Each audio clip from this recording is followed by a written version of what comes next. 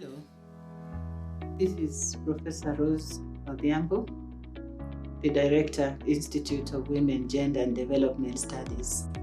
It is my pleasure to give you an overview of what has happened during the COVID period at the Institute of Women, Gender and Development Studies. The theme for this year is on women in leadership, achievable future in a COVID-19 world. At the Institute, COVID did not stop us from moving on with what we know how to do best.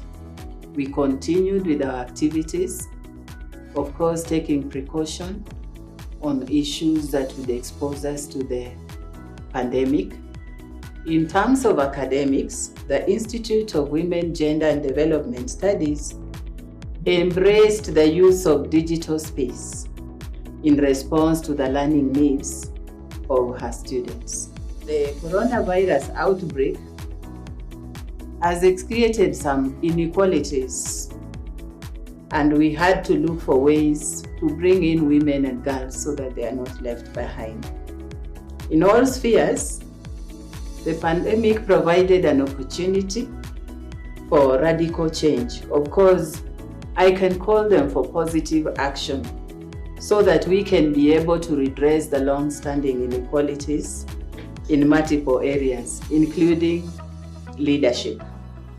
I want to say that in our 20th anniversary of celebrating gender awareness at Egerton University, we can confidently say that we have managed to roll out our academic programs at the certificate level, diploma level, at the degree level, master's and PhD level. Some are online, some are face-to-face. And we are glad that many men and women are getting interested in the gender programs. I look forward to seeing you on Monday, the 18th, 2021, from 9 to 1 p.m. at the former Graduation Square, Egerton University Administration, so that we can be able to dialogue, exchange ideas, and share new ways of moving on and removing the inequalities that affect men and women, especially in leadership. Our chief guest will be the Chairperson of the National Gender and Equality Commission. We feel happy because our working has been very cordial with them, and we look forward to this day with enthusiasm. Welcome.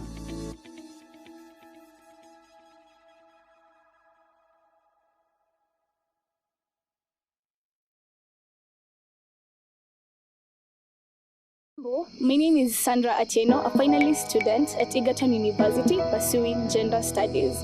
I am the Congress Gender, which means that I represent the gender students at the Student Leadership Parliament and also the Director of Finance for the Egerton University Students Association. So one of the main challenges that is facing our students at Egerton University is the lack of representation of female leaders at the Egerton University Students Association. The university has improved this by placing certain positions which are only female contested. Some of these positions are the Director of Finance or either between the chair or the vice chair. That said and done, I'd love to officially invite you and welcome you to the 20th Gender Awareness Day, which will be taking place on 18 October 2021 at the Graduation Square. Karibuni sana.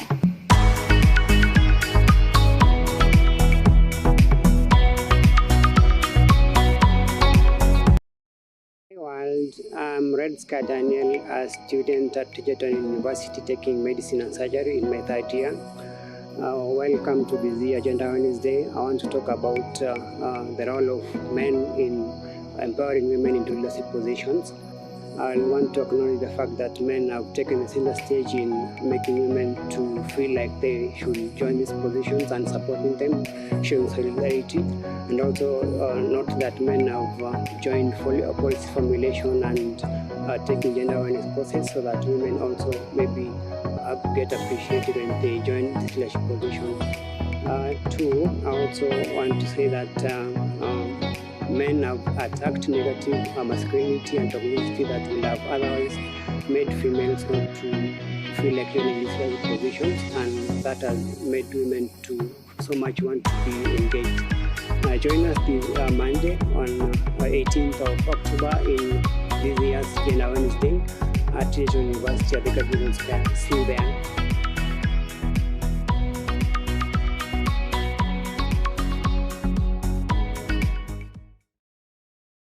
Hello, my name is Demetrius Kazuri, a fourth-year student of Gender Development Studies at Egerton University. As a student mother, I am here to welcome you for the Gender Awareness on Monday here at Egerton. As a student mother, the Gender Day Care has given me a time to take up leadership roles, and it has given also me a time to focus on my studies. It is convenient as I bring the baby in the morning, and after my classes in the evening, I take the baby. I have enough time to do my roles as a student and as a leader. Karibuni nyote, mnaalikwa. Asante.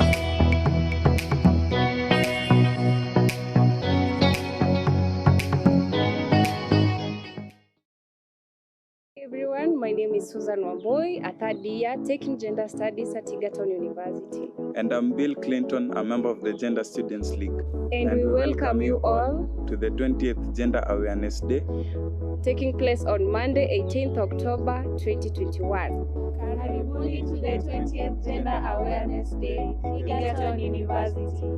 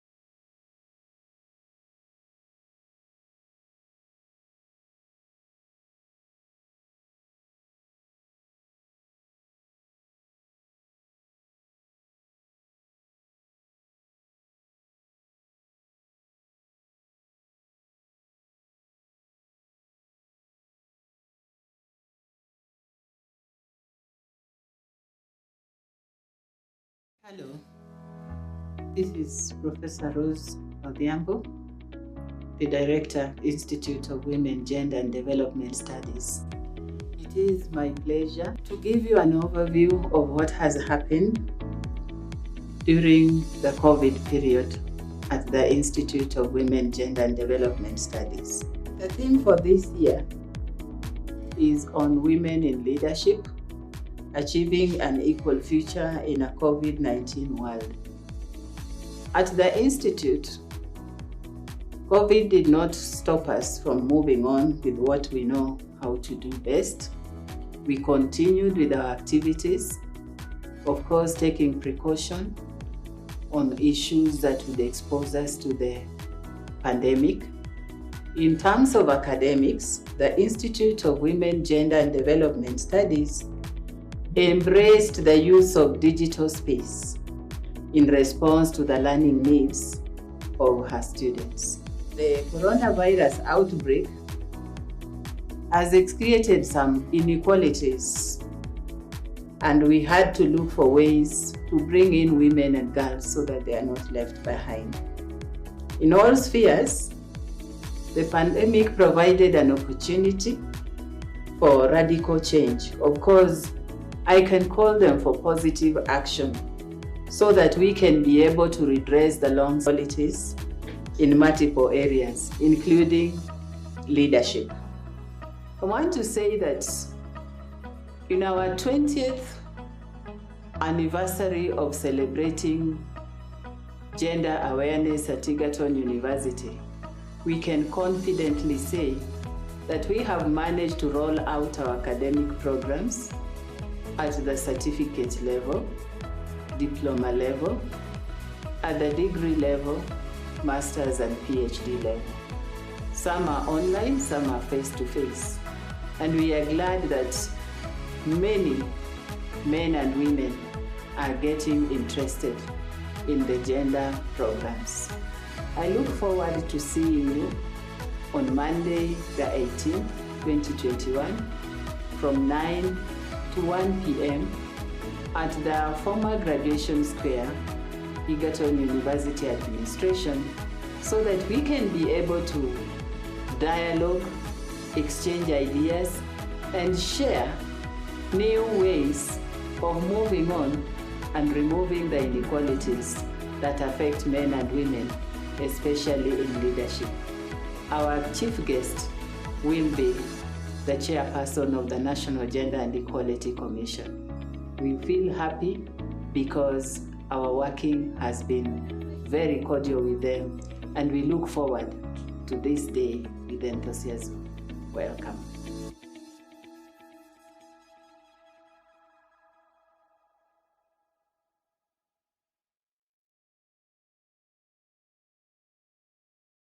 My name is Sandra Atieno, a finalist student at Egerton University pursuing gender studies. I am the Congress Gender, which means that I represent the gender students at the Student Leadership Parliament and also the Director of Finance for the Egerton University Students Association. So one of the main challenges that is facing our students at Egerton University is the lack of representation of female leaders at the Egerton University Students Association. The university has improved this by placing certain positions which are only female contested. Some of these positions are the Director of Finance or either between the chair or the vice chair. That said and done, I'd love to officially invite you and welcome you to the 20th Gender Awareness Day, which will be taking place on 18th October 2021 at the Graduation Square. Karibuni sana.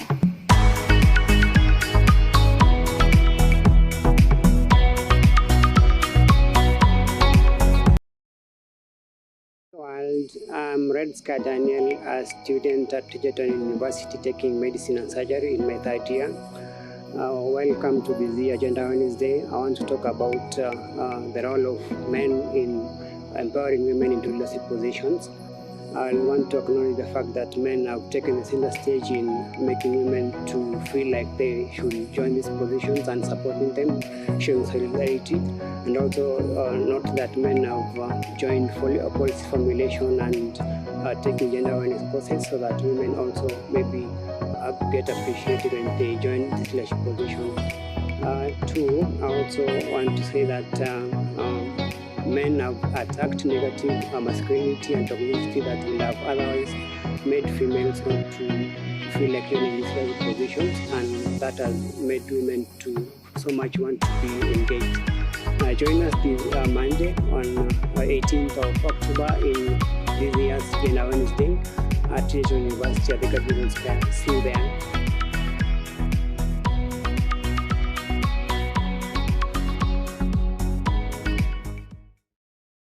Hello, my name is Demetrius Kazuri, a fourth-year student of Gender Development Studies at Egerton University. As a student mother, I'm here to welcome you for the Gender Awareness on Monday here at Egerton. As a student mother, the Gender Day Care has given me a time to take up leadership roles, and it has given also me a time to focus on my studies.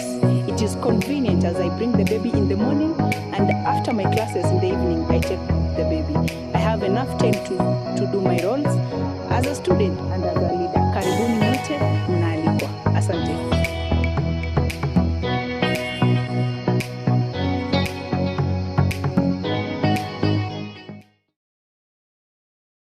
everyone. My name is Susan Wamboy, a third year taking gender studies at Egerton University. And I'm Bill Clinton, a member of the Gender Students League. And we welcome you all to the 20th Gender Awareness Day, taking place on Monday, 18th October 2021. Karibuni to the 20th Gender Awareness Day, Egerton University.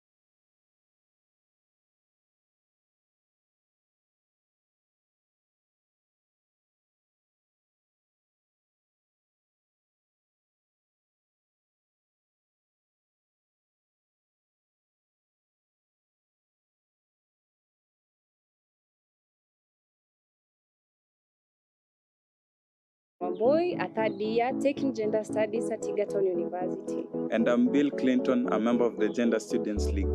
And we welcome you all to the 20th Gender Awareness Day, taking place on Monday, 18th October 2021. Karibuni to the 20th Gender Awareness Day, Egerton University.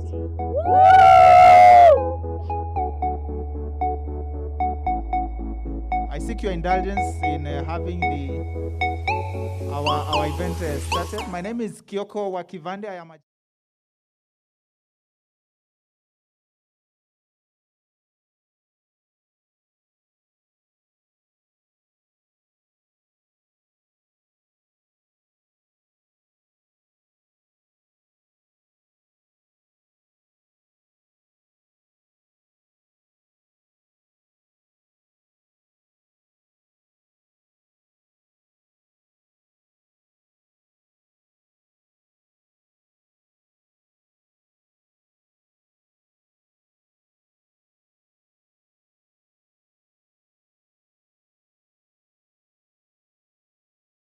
when Professor Rose Odhiambo will be giving her remarks, she will attest to that. Anyway, welcome to the 20th Gender Awareness Day at Egerton University here at the main campus today, the Monday, 18th October of 2021. Our chief guests will be talking to us later on. She is Dr. Joyce Mutinda, the Chairperson, National Gender and Equality Commission. All right. To get us started, I want us to start with a word of prayer. I request you to stand now so that we can have the national anthem, the East African anthem, the Egerton anthem, and a word of prayer from, I don't see the university chaplain. Oh, the university chaplain is here. So we'll stand up to the point we have the prayer. Let's start with our national anthem.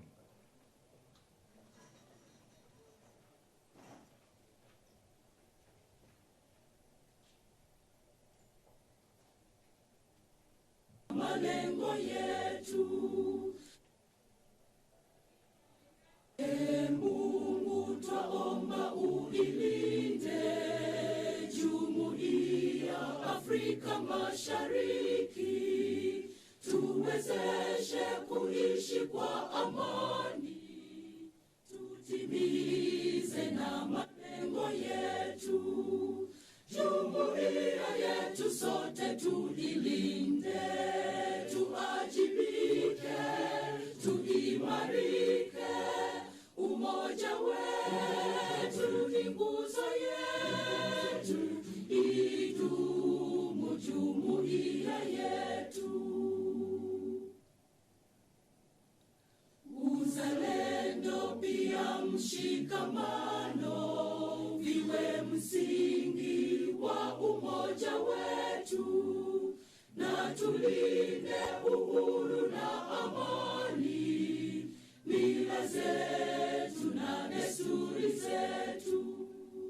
Jumuiya yetu sote tuilinde, tuajibike, tuimarike, umoja wetu ni nguzo yetu, idumu jumuiya yetu.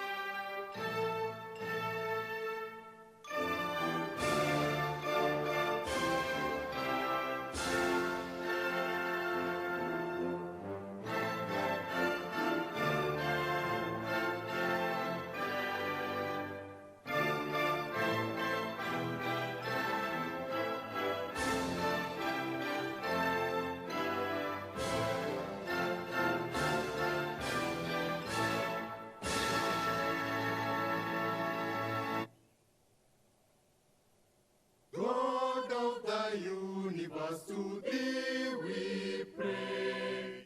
Bless our university, a world-class varsity for humanity advancement. Egerton University we are. Passion for excellence, devotion to duty, professionalism, thus until in one accord, Egerton University we are. Ushirikiano na haki kwa wote, elimu hakika, tunapata ujuzi wa maendeleo ya kimataifa. Egerton chuo chetu cha hakika, kwa ufanisi kujitolea, utenda kazi milele, tukiungana kwa pamoja. Egerton chuo chetu cha hakika. In our varsity is set to achieve great opportunities to research and transforming lives through quality education. Egerton University we are. Kwa ufanisi kujitolea, utenda kazi milele, tukiungana kwa pamoja. Egerton chuo chetu cha hakika.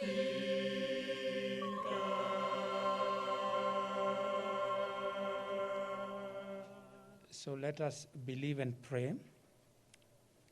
Mighty and everlasting God, we humble ourselves in your presence. With thanksgiving in our hearts, Heavenly Father, we want to thank you for making this day happen. We want to thank you for this the day that you've made, that we shall rejoice and be glad in it. Father, we praise you for bringing us safely to the beginning of this day. And God Almighty, to help us that we may participate in this 20th day, Heavenly Father, of gender awareness. We want to achieve our vision. We thank you for this day. Begin with us. Continue with us till the end. And all what we shall do here, Heavenly Father, we pray that at the end of the day is going to glorify your name. And this is our prayer now.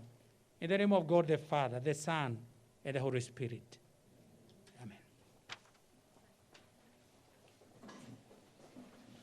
All right, we can now take our seats. Asante sana, Reverend Dr. Samuel Ndwati, for the prayer. Our guest of honor, Chairperson, National Gender and Equality Commission, Dr. Joyce Mutinda. Our Vice Chancellor, Professor Isaac Kibwage. Our Acting Deputy Vice Chancellor in charge of Academic Affairs, Professor Mika Chepchieng. The Director, Gender Institute, Professor Rose Odhiambo. All protocol observed, ladies and gentlemen. Let me take this opportunity to officially welcome you to this day, the 20th celebration of our Gender Awareness Day here at Egerton University. And I need to repeat this, that I was actually here when we did the first Gender Awareness Day. How time flies, and now we are doing the 20th edition. We are going to have, in our program, we are going to hear from, of course, our chief guest, our Vice Chancellor, our Deputy Vice Chancellor, and several our other guests. But before we do that, I'm going to invite you to mkusanyiko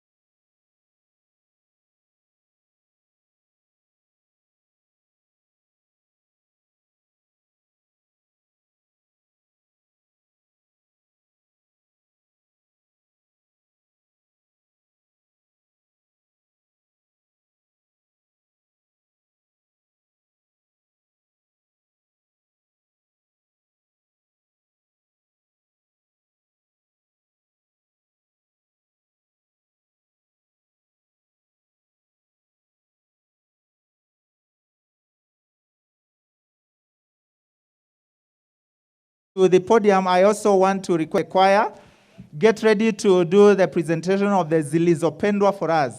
Choir, please. Get ready to do the presentation of the Zilizopendwa. SPAT group, kindly.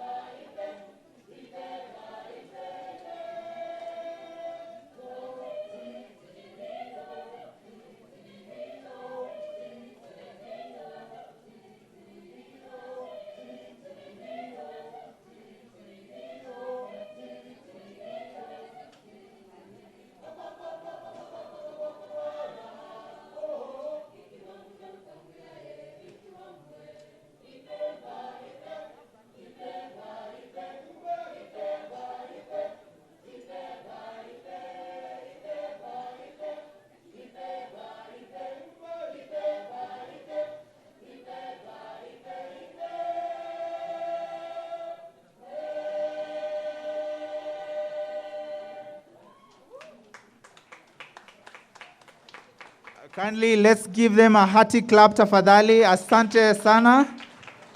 That's Egerton University. We not only take people to class, we also show them how to showcase their talents. Asanteni sana. All right. After the announcement that I'm just about to make, we are going to have another group of dancers, and then we move to the speeches. But allow me to recognize the following people. We have with us Lencho Nchabeling. Lencho Nchabeling, I hope I'm pronouncing that right, from the University of Free State, Bloemfontein, South Africa. Let's give her a clap, please. We also have with us Dr. Na Adeli Alakija Seki from the University of Cape Coast, Ghana. Let's give her a clap, please. Asante sana. Karibuni. Karibu is the Kiswahili word for welcome. Okay. Let's have the group that is to do us some drama, kindly. The drama group.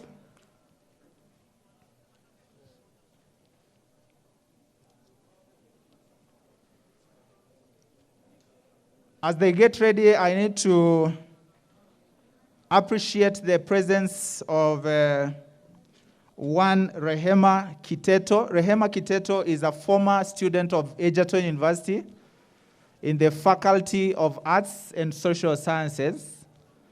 She left the university in 2019 or thereabouts. She is currently an assistant county commissioner at Bomet County. And it actually happens that she is the youngest assistant county commissioner. We could actually say that Egerton University has just had a chance to produce the youngest government administrator as we speak. So Egerton is a university of many firsts. Tumpigie makofi tafadhali. All right. She will get an opportunity to speak to us as the event goes by. Tafadhali, karibuni, karibuni.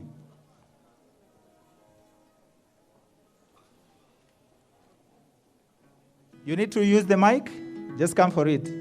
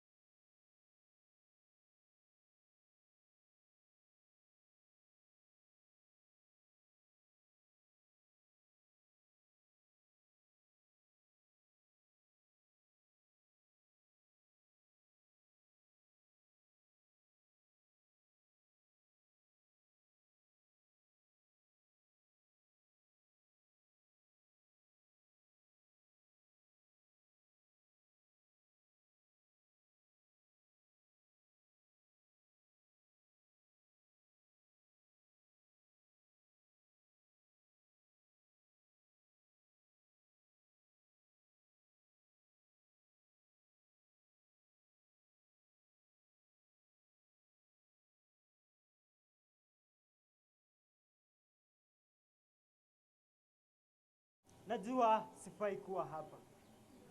Mimi ni mkosaji. Nimewakosea nyote. Nisameheni. Nimekuwa nikiwadhulumu nyinyi wanawake, kuwaona kama wasio na kipawa cha kuongoza.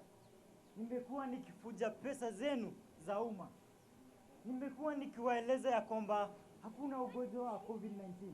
Lakini mali tumefika, tumeona madhara yote COVID-19 imetusababishia. Nisameheni. Sina kinyongo na wewe mheshimiwa. Ninafurahia ya kwamba umetambua makosa yako. Kilichobaki ni tuungane, tushikane mkono ili tuhakikishe kuwa kuna amani na utulivu katika nchi yetu. Kilichobaki zaidi ni kuzidisha na kuhakikisha kuna usawa wa jinsia. Usawa wa jinsia uwe imara. Usawa wa jinsia uwe imara. You're broken down and tired of living life on a merry-go-round. Let's give them a beautiful round of applause, please.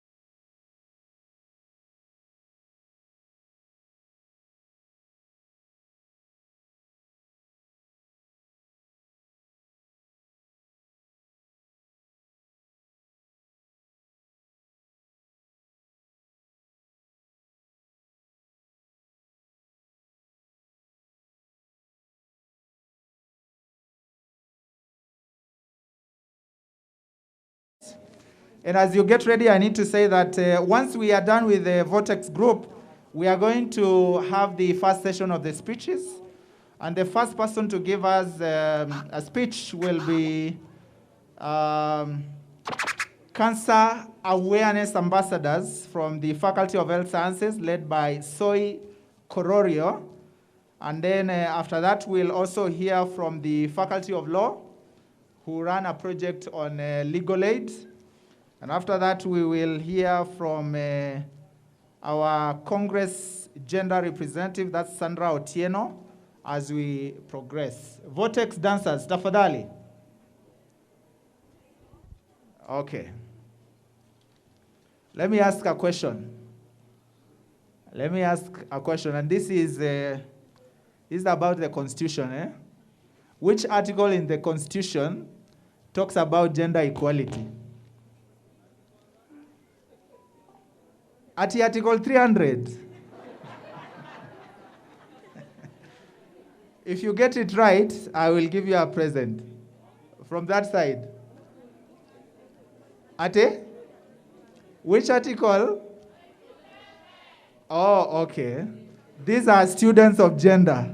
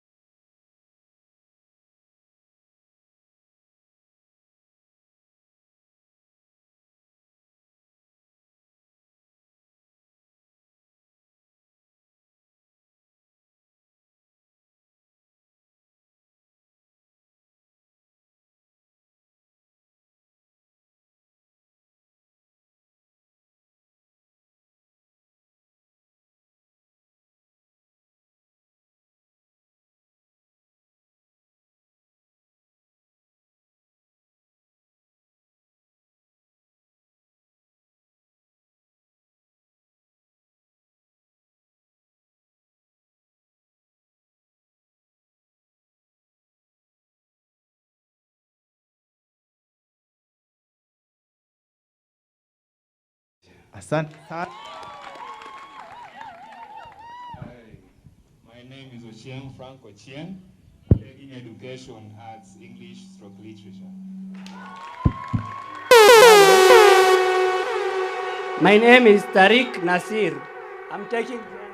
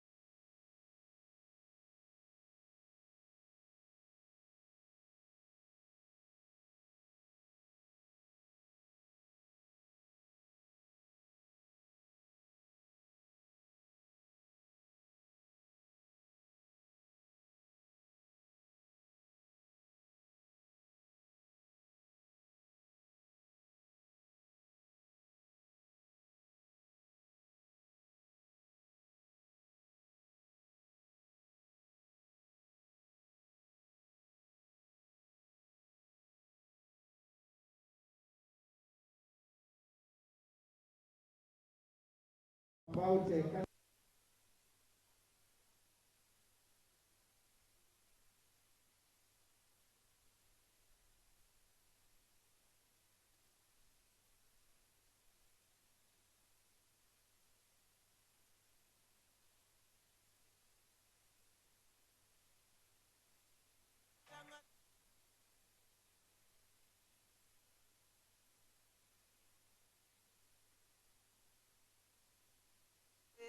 you know, sometimes the magic you dey be.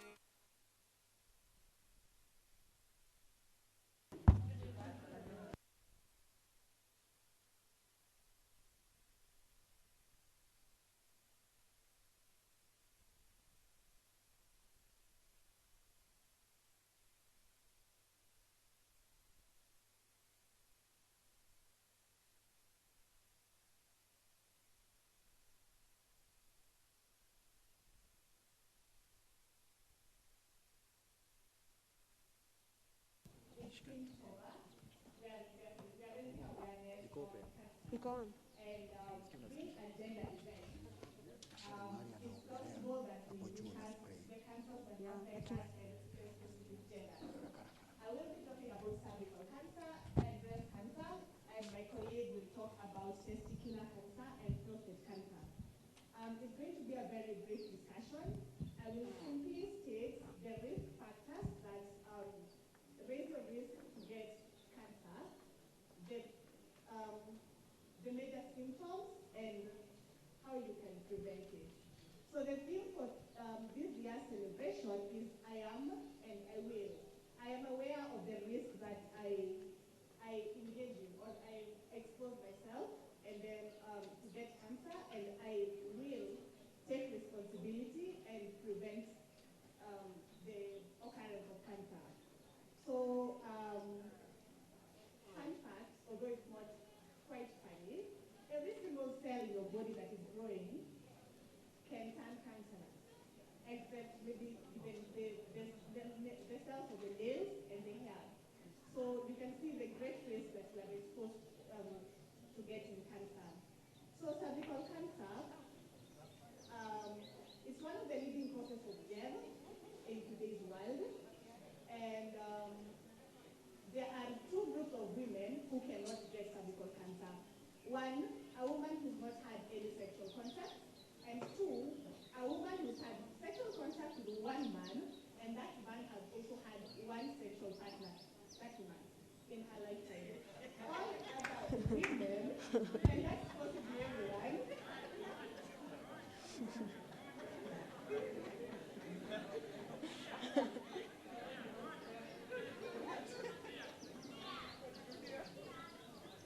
okay, I said, there are only two groups of women who cannot get cervical cancer.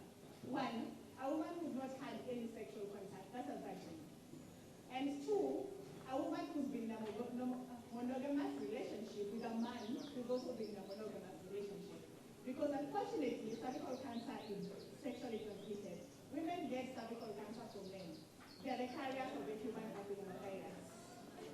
So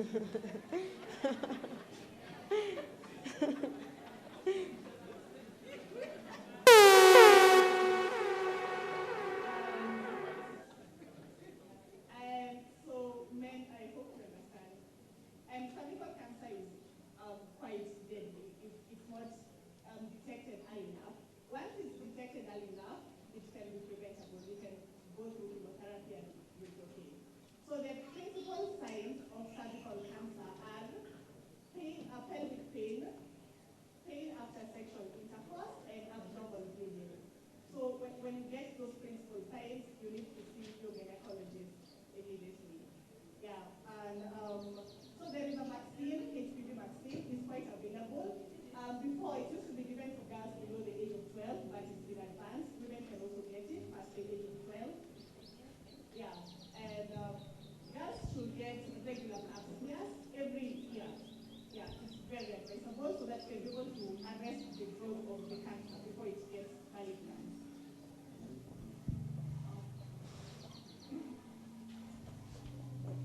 The other cancer that I'll talk about is breast cancer. Unfortunately, 1 in 8 women will get breast cancer at some point in their life, but it can be arrested if you go for early treatment. If it's detected early enough, it's very, very much treatable. So there are risk factors for breast cancer, genetics. If your family has a history of breast cancer, and men also get breast cancer. Yeah. Provided you have breast tissue, you can get breast cancer. So when I'm talking about breast cancer, I'm now generalizing. Yeah. So genetics, there are certain genes that are predominant in certain families. So if a member of your family has had then it's very advisable for you to go for breast checks. Birth control pills, alcohol, and smoking, they increase the risk of breast cancer. So the principal symptoms or signs of breast cancer, the principal signs are a lump on your breast, a painful lump. There is another condition called a fibroadenoma. The tissues in your breast can form a lump, but it's not cancerous. This one is painless and it occurs around the menstrual period for ladies. So if it's poisonous and immobile, then it needs to get checked. So a poisonous lump and change in the structure of the tissue around the breast, thickly, it looks like an orange. So those are the principal signs for breast cancer. And ladies should do regular checks, brain checks, breast checks around time for menstrual flow. Yeah, I'll call my colleague to talk about testicular and prostate cancer.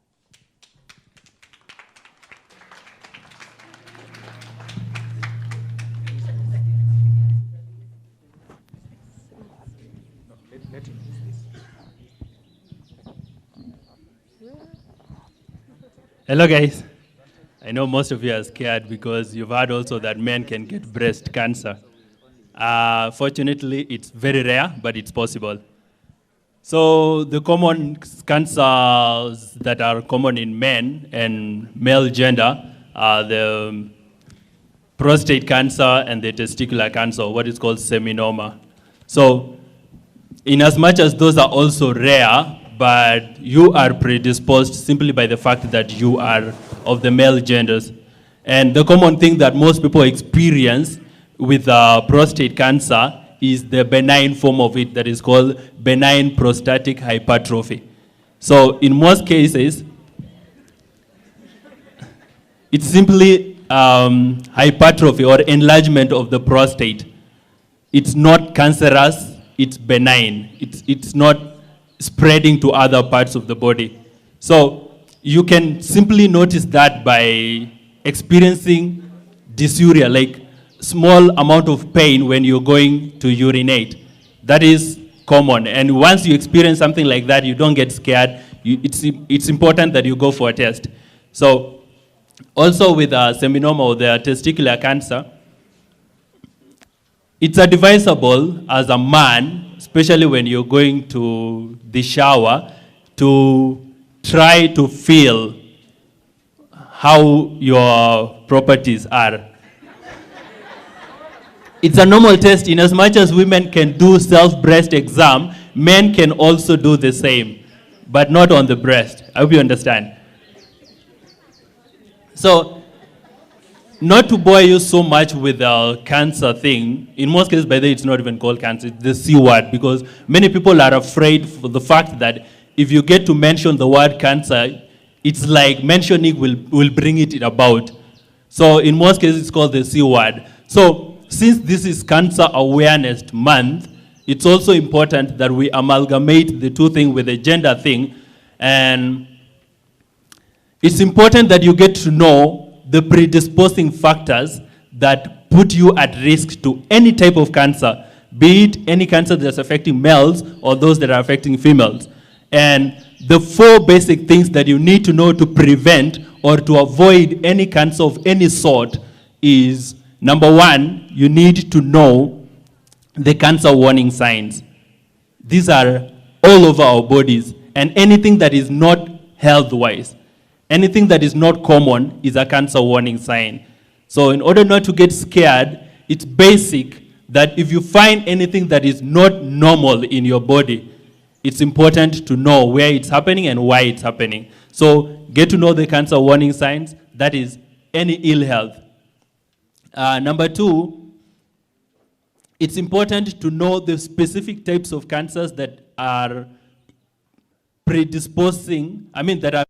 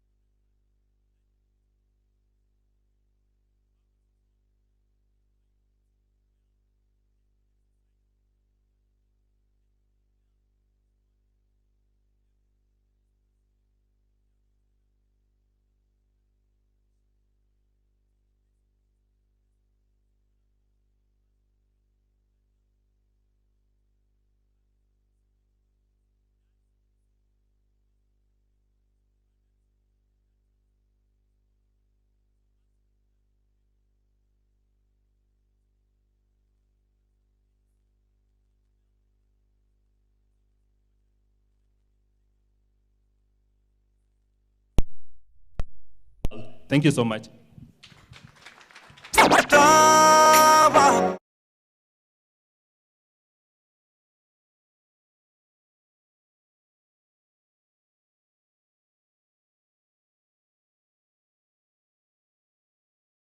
As now we know that men can get breast cancer. My name is AJ Bull. I'm a stroke 17 studying medicine and surgery in Faculty of Health Sciences. Thank you. Asante sana. All right. Hao walikuwa ni madaktari. Now I'm going to invite the lawyers to come and tell us about a project they are doing, which is about implementing Article 48 of the Constitution on access to justice. Their representative, please. Mpigieni makofi. This is Valerie Kutima. Sunshine in the morning.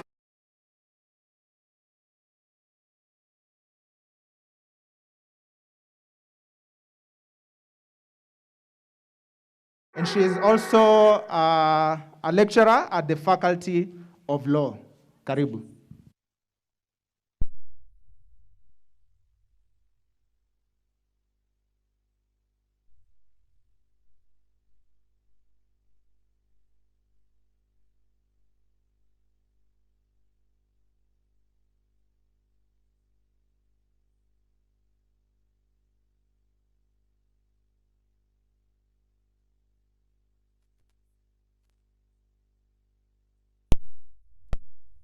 This is the Dean of the Faculty of Law.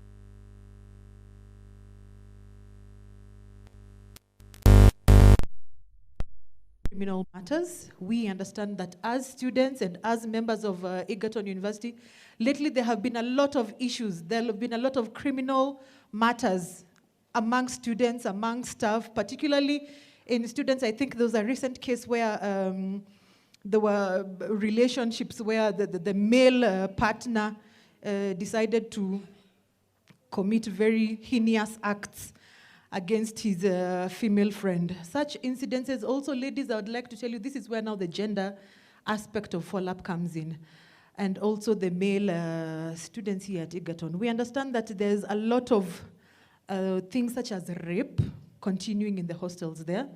There's a lot of gender violence, which is physical violence against male and female students going on in the hostels and also in the schools. There's a lot of sexual harassment also amongst yourselves as students, and also on students perpetrated by staff members. So when any of this happen to you, I would urge you, please visit Follow-up Office Faculty of Law. You will find me there every Tuesday and every Thursday. However, I'm here every other day.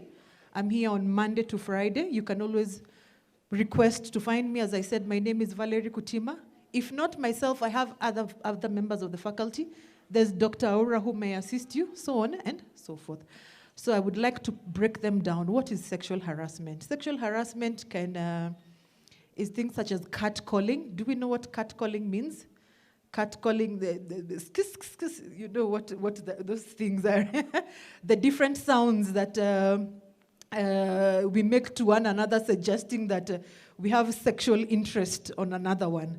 Number two, this can happen among students and staff, particularly among staff whereby you have lecturers here.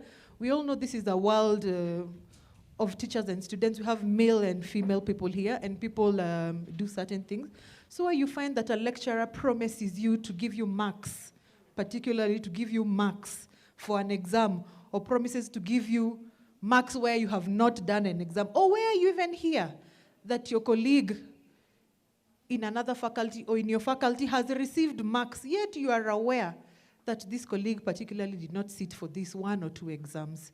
These are some of the things that will lead to now downgrading of the quality of education that is being given at the university. And when such things happen, kindly report the matter to the administration and also follow up the matter at the follow-up desk.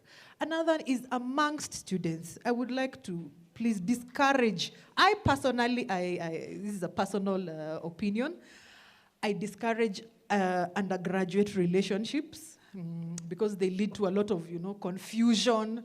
As you are doing your studies, you may not be able to concentrate because you concentrate on many more other things.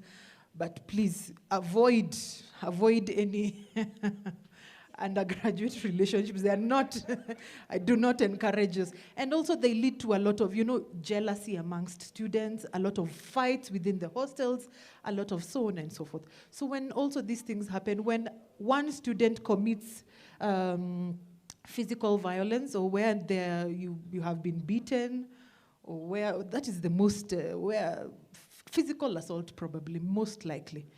In the cases, extreme cases leading to murder and manslaughter, of course the security office will take that up, but we can also, we as the follow-up staff also we can also give advice. This is not only advice for the victim, but also advice for the perpetrator. You as the perpetrator, probably you have been accused of physically assaulting one of your colleagues, but you believe this is not exactly what happened. Also, you know what we say, a case has 2 sides. Eh? There's the case of the victim and the perpetrator. There could be also a lot of false information being perpetrated out here about you. Please come to follow up. We will also give you assistance on how to manage your case. We can also give you an advocate if the matter goes on in court. With that being said, Kyoka, would you want me to add anything?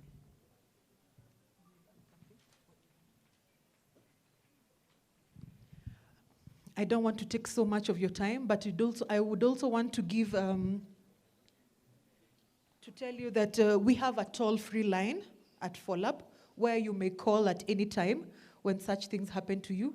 Also refer your parents who are also stakeholders to the faculty to be given advice on the same. And I would like all of us, please write down this number or save it on your phone or on your phone contacts. The number is 0800 720 448. 0800 720 448. As follow-up, we have had very many activities in the university. Recently, we had a public forum right here with the students. We have also had a moot court. I'm sure some of you were able to attend it. Thank you for that. With that being said, I think I can give it back to Kyoko. Thank you very much. Asante sana. Kindly let's clap for her.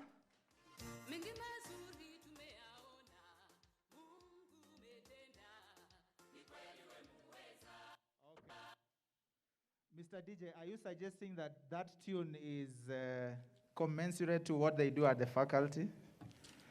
Okay. The Faculty of Law, Madam Chair, is actually the youngest faculty at the university, and we appreciate and acknowledge what they are doing. Kindly, before I invite the next speaker, allow me to recognize the presence of Kenneth Odari from the SDG CSO Coalition Kenya. Tumpigie makofi tafadhali.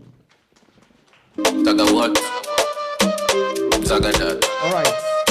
Allow me to also recognize the presence of 2 or 3 of my colleagues from the media industry, Mr. Francis Muridhi of the Nation Media Group and Madam Wanjiru Masharia from the Radio Africa Group. They are here to help us tell our story to a larger audience. All right. And by the way, now you know, or you have a new word in your repertoire, catcalling, okay? Iyo mambo ya yishe, all right? Let me also tell you, kuita mtu mubabas is catcalling. Mubabas, no. All right, Madam Chair, allow me now to invite Sandra Otieno. Sandra Otieno is the Congress lead person here at the Gender Institute. She is a finalist taking gender studies. She is the director of finance here at the university. That's with the students. And she is also the current Miss Nakuru. Situpiga makofi kwa hiyo.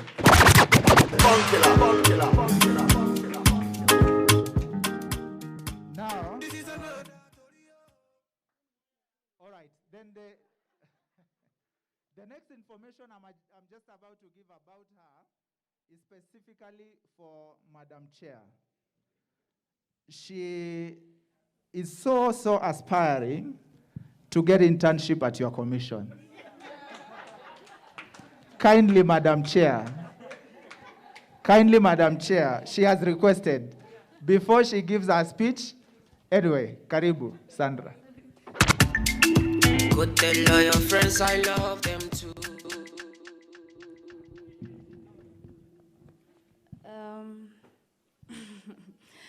Before I read out my speech, I'd love to recognize the presence of the Gender Students League, and by that, the leaders who are present. Dredska, you can come and say hi.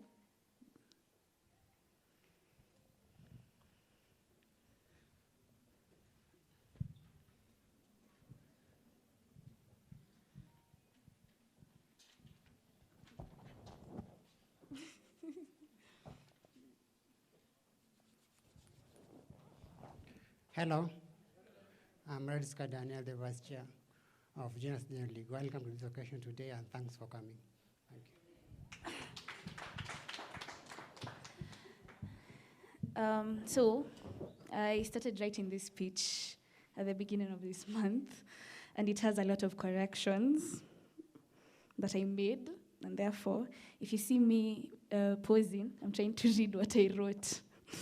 Anyways, did you know that companies and organizations with the most gender-diverse executive teams outperform their competitors by a huge 21%? Don't forget about this statement, because I'll be getting back to it after telling you a little story about myself. So I grew up in a town where a man was given every responsibility in leadership. By this I mean the society believed that men had all the qualities of a leader. So there's this one time where, when I was in primary, whereby my primary class teacher wanted to delegate the duty of ensuring that the class groups were well organized. And so Sandra raised her hand willingly so as to help with that work. But since I was not a boy, the teacher kept on waiting for that second hand from a man, from a boy. And after waiting for hours and hours, okay, I'm exaggerating, after a few minutes, a boy finally raised his hand. And yes, your guess is as right as mine, the boy was given the work. Our chief guest, Dr. Joyce Mutinda, our Vice Chancellor, Professor Isaac Kibwage, the DVCAA, Professor Chepchiang, our Director, Institute of Gender, Women and Development Studies, Professor Rose Odhiambo, lecturers, ladies and gentlemen, good afternoon. My name is Sandra Otieno, the Congress Gender, well known as Mama Gender, and also the Director of Finance for the Egerton University Students Association. So it is with great sadness that we're still fighting this thing called gender inequality in leadership. For so many years, women have been left out on matters to do with leadership. Okay, we cannot deny that the country, Kenya, has tried in putting in measures to increase the number of women in leadership. But are we really satisfied with where we are today? Have we even achieved the so-called 2/3 gender role. You remember the first statement I told you guys about? The gender diverse executive teams outperforming themselves with over 21%. So this is how it works. When you empower every person irrespective of their gender, then you bring about diverse ideas, you bring about diverse skills, you bring about diverse minds, you bring about diverse capability. And this is power. Women, just like men, have amazing skills and capabilities that can be used in our organizations and country, especially in fighting this global pandemic. It is only through having gender diverse executive teams that we can outperform our competitor, which is the COVID-19. Thank you so much.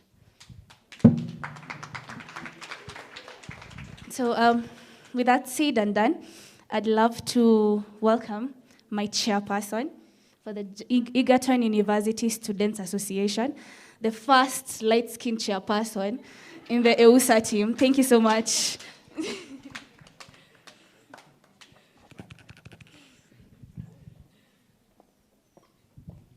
Our chief guest, Dr. Joyce Mutinda, our able Vice Chancellor, Professor Isaac Kibwage, our acting Deputy Vice Chancellor, Academic Affairs, Professor Chepcheng, deans and directors present, lecturers present, and comrades.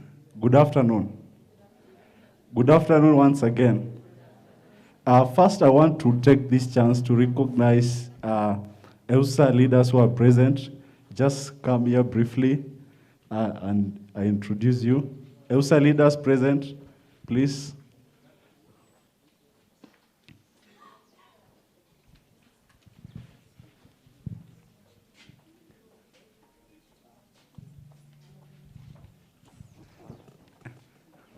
Okay, just don't think EUSA is male-dominated. Only that our ladies are engaged in other duties. So with us here, with us here is the Congress for Engineering. With us here is the Congress for Engineering, Gift Masaka. Just wave. We have the Congress for FAD, Sylvester Badi. We have the Congress FAS, Shedi Kimtai. We have the Congress for Postgraduate, Nyamira Henok. You can appreciate them. As I was preparing,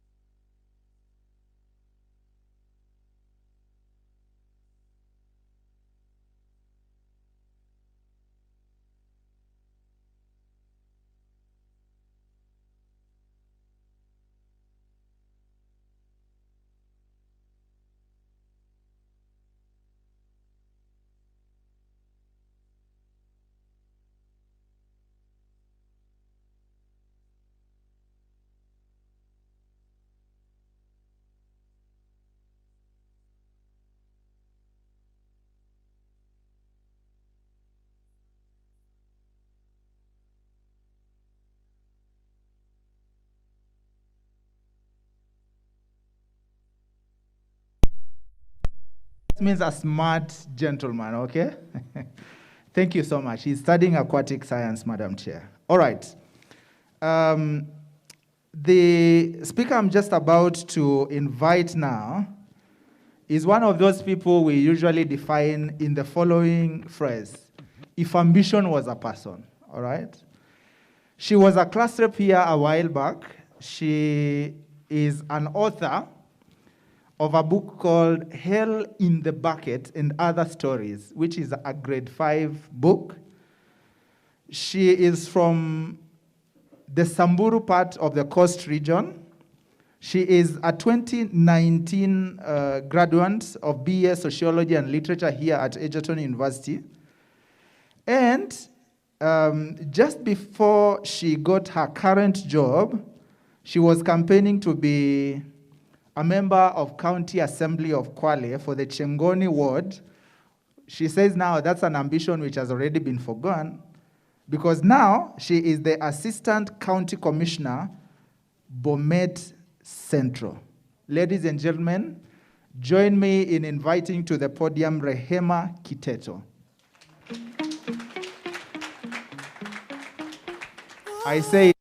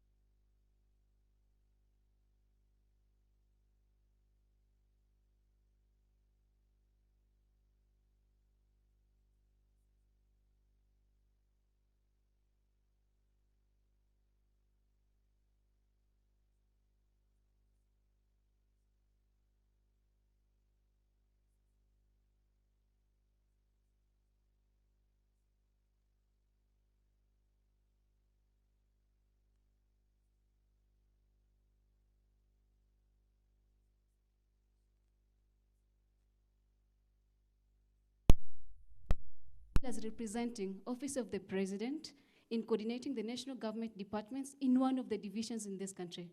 It's really an honor, and I can't say much thank you to the Ministry of Interior and Coordination of National Government. I grew up in one of the remote villages in Kwale County.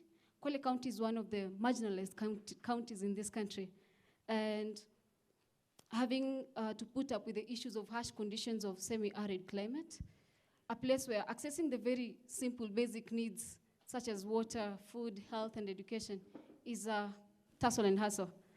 So out of the many of us who grew up, out of the many of us who finished in primary school, that is back in Kwale County, I can say a very handful of us, 5 to 8 girls, and around 10 to 15 boys managed to proceed to secondary school. And I must recognize the effort of my parents and the teachers who helped me to see through to this day. I stand here and the country recognizes me as the youngest Assistant County Commissioner. It's been a journey. I know a lot has been said in the media. I know that, but everything, if we believe in our dreams, if we believe in ourselves, nothing is impossible. So it was indeed a sacrifice by my seniors, especially my father. I'm a fourth-born daughter among 8 children. So my father investing my education, I can say, I recognize that mzee. And the village, the village has, yeah, I know most of us, when you are going to school, for us to be paid for fees, as in to call upon all the village members, and they came and contributed for us. So I say thank you. So I grew up watching my female friends not going to school or classmates dropping out of school. It was normal. I never got my eyebrows raised because I thought that was another better option. For which child will never want a place where you won't be as in you will escape the punishment of the harsh mathematics teacher or the teacher on duty. So for me, I thought for these girls dropping out of school, it was a better option. But today I check back, and I can't help holding back my tears. I can't help watching my heart bleed when I come across these girls, my age mates who are one-time classmates. And I ask myself, why couldn't I be a better friend? Probably I should have done something that time rather than encouraging them to stay at home. But again, I ask myself, was there no other person who could have done something to have us all in school? Someone who thought better for the girls. Someone who could see beyond the roles of a wife and mother as the core end goals of a girl's life. Someone who could see equality in a prosperous future of both the boys and girls. Someone who could believe in the guys being the future leaders of today. We've gathered here under the theme of women in leadership. And checking these friends that dropped out of school, the vacancies that we have. But my grandmother has always told me, there's no point of crying over spilt milk. The wise thing to do is for one to pick their bucket and move forward for a solution to cover the gap. So today we've gathered here under the theme of women in leadership. I'm a strong believer of women in power, in influencing change and development. I'm a strong believer of fair and equal gender representation at decision-making tables. I couldn't have done anything back then, probably because of my age and my position, but now I can. I now know Almighty God didn't spare me for nothing. He gave me the grace to reach this better position that I now have, being recognized as a leader in this country. One time that I have this position so that one time I can go back and pull more girls to the top with me. So I can have young girls of my village and in this country at large in school, so I can have more women understand their rights and position and stand to live their best versions. So I can go back and help have a generation of equality. We are never born complete. We grow, we become. Becoming is integral among humans, as Michelle Obama confirms in her book, Becoming. For me to be where I am today, being counted as a change maker and an influencer, it has been a process. My youth, everything is possible. So it takes us to trust the process. It always starts at the bottom where you're not recognized. I know now everyone, even my aunties who I never knew, they're all over congratulating me, some that I didn't know when I was growing up. But that's what success is. When you're starting at the bottom, no one will ever care where you are or what you're doing. So I came into this university as that shy girl in 2015, got enrolled for Bachelor of Arts program. However, in 2019, I never graduated the same person. I attribute my growth to the corridors and walls of this institution. It got me started in this journey today. While here, as you've heard, I served as a class representative for the BEA, stroke 15 years, till 2019. I say it was a perfect platform I got for interacting with seniors who helped me to realize my passion, strength, and future possibilities. To mention a few, my dean, Dr. Phyllis Barto, Dr. Kwea, my literature lecturer, Mr. Rotich, my theater arts lecturer, Dr. Gasher, as well as Professor Ilieva, who helped me to nurture my writing passion, and through her guidance, enabled me to form the Writers Club. I don't know whether it still exists, but now that I'm back in the Rift Valley, I think I will revive it. Yes, the Writers Club is called Egerton University Creative Writers Club. Together with other friends, we formed it. And through this club, it inspired me to publish my first book. I'm sorry I forgot a copy. It's called Hell in the Bucket and Other Stories. It's a grade 5 book. It's found in the stores, Nairobi, Mombasa, and in a few supermarkets. To that, I say thank you, because our department at the Faculty of Arts, I think it inspired me to write this book. I love the creativity part of it. So to my fellow youth, female youth included, it can be done. When we say we want women into leadership, you count. Our country and the world at large depends on you for the future. Today we celebrate the likes of Madam Martha Koome, the first female Chief Justice in our country. Today the world celebrates Her Excellency Kamala Harris as the first female Vice President of the United States. But what of tomorrow? Who are we looking upon to break more glass ceilings? As I conclude, the The journey begins as early as now. We want more women in our political spaces, in companies, in the executive offices, and anywhere else where decisions are being made. I got into politics some time back, not long ago. Well, my age can tell you it's not long ago. The beginning of this year, actually, in 2021, I declared my interest for the MCA seat of my ward, Samburu Changoni, found in Kinango constituency, Kwale County. I wanted to give the women, the children, youth and men the representation they deserve at the County Assembly of Kwale. I wanted to be among the policy makers and development influencers. Well, I'm no longer in that line, but I'm glad in that short period, I made the women develop thirst for their representation at the Assembly. Thirst over their voices being heard and recognized. I may not be their first female MCA today, but I know with the effort you're putting in that area and the whole country at large, empowering girls to stand up, be educated, one day, we'll have more women, more women leadership manifested in our areas. Because I believe we can. I believe in the future having a seat for us all. Well, only for those who are passionate to go for it. Thank you everyone. God bless Egerton University to continue nurturing young leaders. God bless Kenya to continue creating more spaces for our women. God bless you all. Thank you so much. You can keep the applause. All right. Kama unajua mahali Samburu iko huko Kwale County, ungekuwa umepiga mara 10. All right? Professor Rose Odhiambo, I come from the same county with her. No, on a serious note. I come from Kwale County.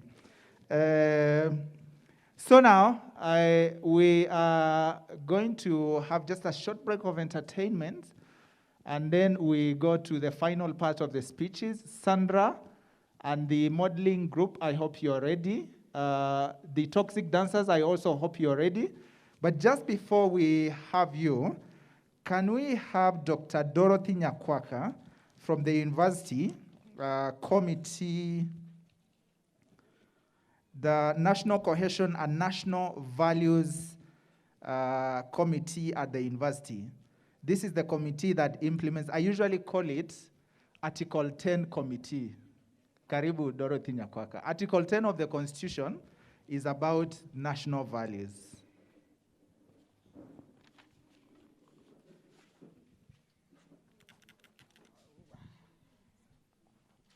Our chief guest, Commissioner Dr. Joyce Mutinda, our VC, Professor Isaac Kibwage, our Deputy Vice Chancellor in AA, Professor Jepting, our Director, Gender, Professor Biambo, our staff members, our students, good afternoon.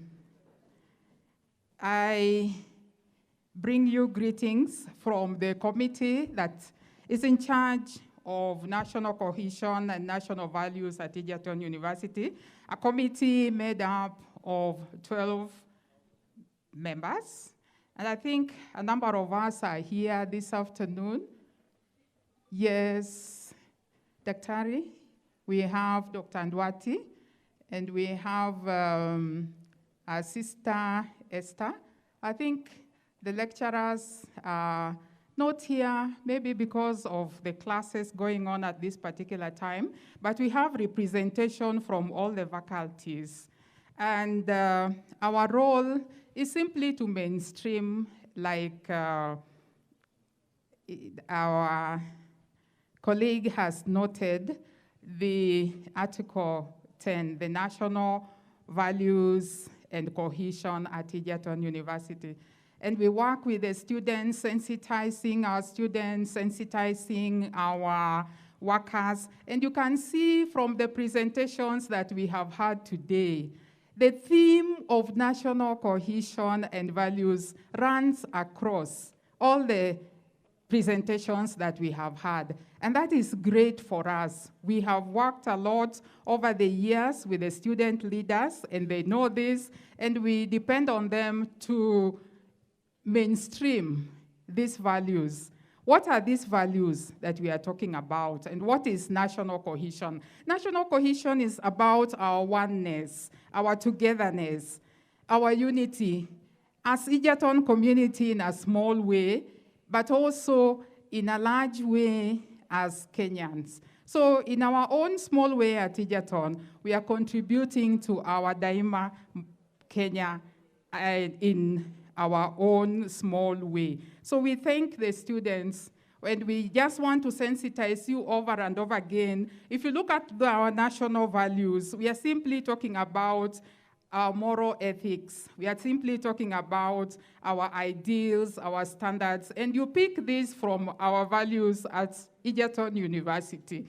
So, because of time, I'll just maybe run through the 17 national values and clamp them together for you, just to remind you again as you leave this day, as we celebrate gender, that there are also other values that run together with our gender awareness and gender equality and the theme that we are celebrating today. If you look at the first 6 values of our Kenyan Constitution, Article 10, they talk about patriotism, national unity, sharing of power, the rule of law, democracy, and the participation of the people. So it's about our patriotism, about our love. Of Egerton University, we can, that we can bring this to our institution at Egerton, but we can also look at this from a national level. Do we love Kenya as Egertonians? How do we show that in our activities? When we promote gender awareness and equality, and we take care of our own members of this community, then we will not have issues of rape, we'll not have issues of gender violence that we are hearing amongst us, that we can do better than that. The second set of values talks about social justice, human dignity, equity, inclusiveness, equality, human rights, non-discrimination, and protection of the marginalized. That captures what we are celebrating today. No discrimination. Equality of all, whether we are talking about the female gender or the male gender. And if you remember, we do this with you every time you come in as first years. We always have a training and sensitization session for you. So we expect you then to practice these values in your day-to-day activities.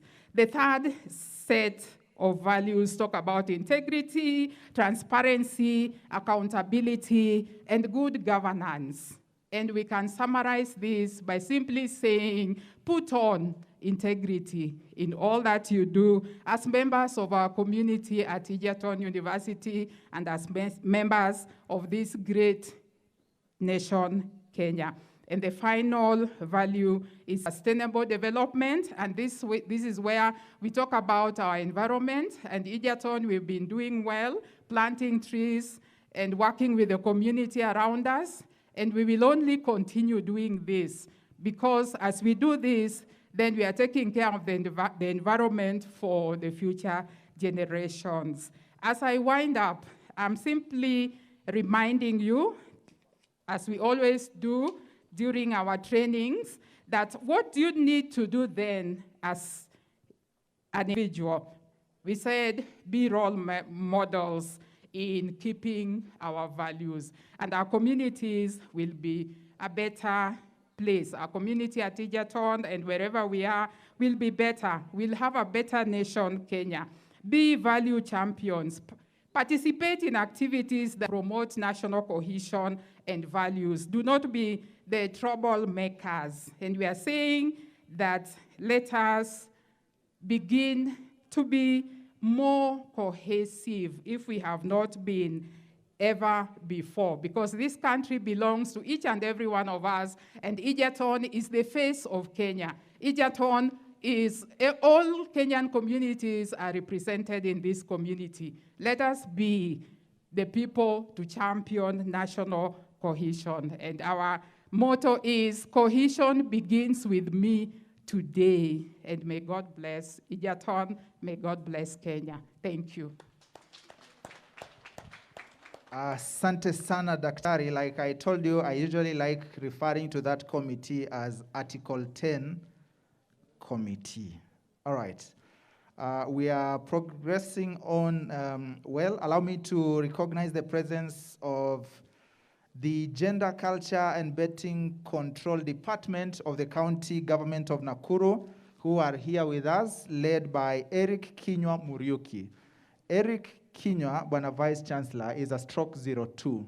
He is a former student of Egerton University. Allow me to also recognize the presence of Dr. Hilary Chakava, who is our Alumni Relations Officer and a lecturer of communication. He's the one who saw to it that we get Rehema Kiteto. Allow me to also recognize the presence of Mr. Moses Ouma, our finance officer, who has just joined us. Okay. Now I'm going to invite the toxic dancers. Toxic dancers, we just need to have a short break, and thereafter we go to the final part of the speeches. And as I buttress whatever Dr. Dorothy was saying, when I was a student here, one of the authors toxic dancers, where are you? Okay, one of the authors we read had the following words, that I am an African not because I was born in Africa, but because Africa was born in me.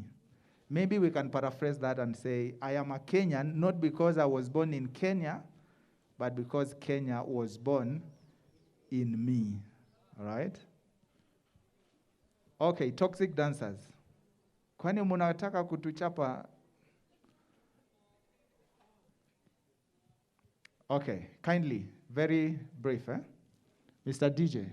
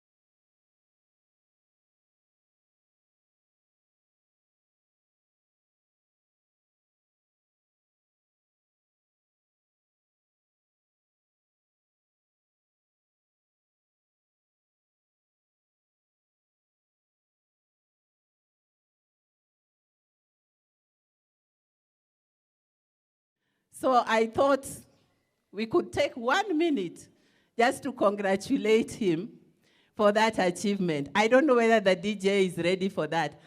I've never seen him dance, so I don't know whether he dances. But because I have the microphone, and this is our open place for graduation, I think it would be good to celebrate, isn't it? Yes, the gender way. So DJ, twende kazi.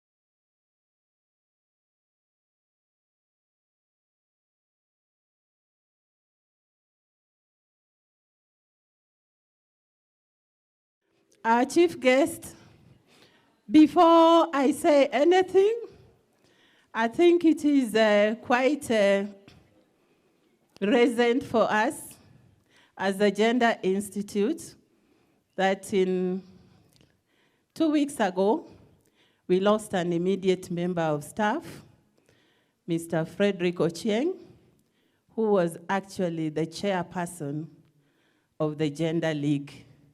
And most of the league members are here. I was just going to request, with your permission, that we stand and give a minute of silence in his honor.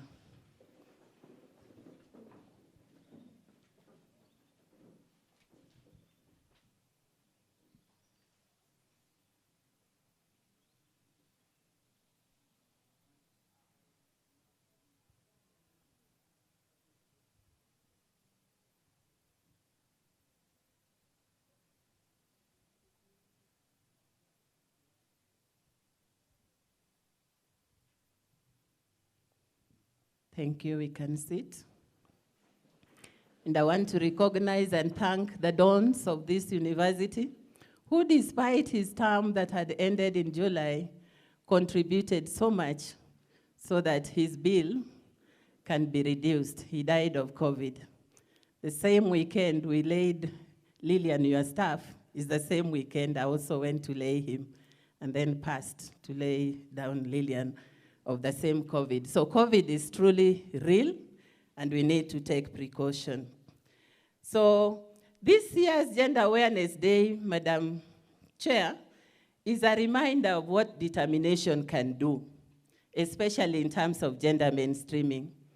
Egerton University started its journey in 1991 as a Center for Women Studies and Gender Analysis. And allow me to recognize the former directors who are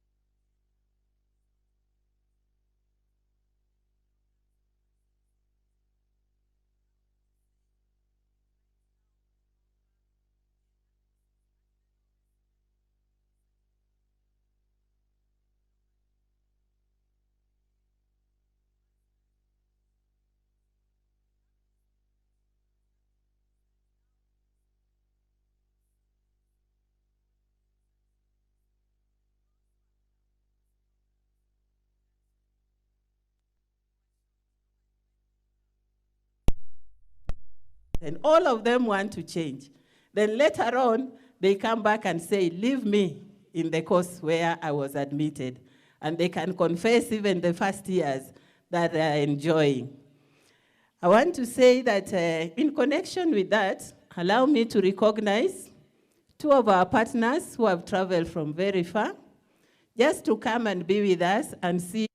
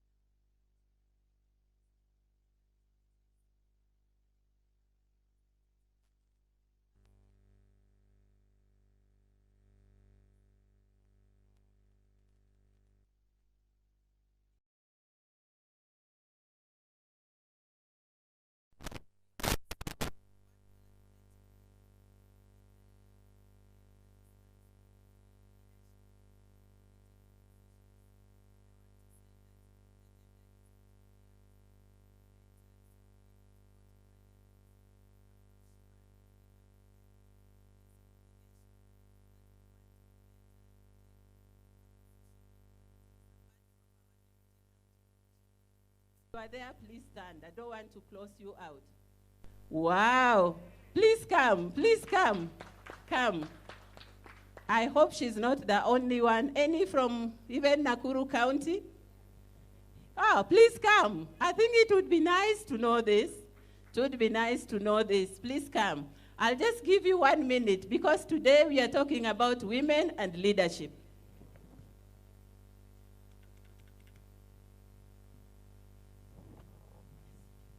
Hello, everyone.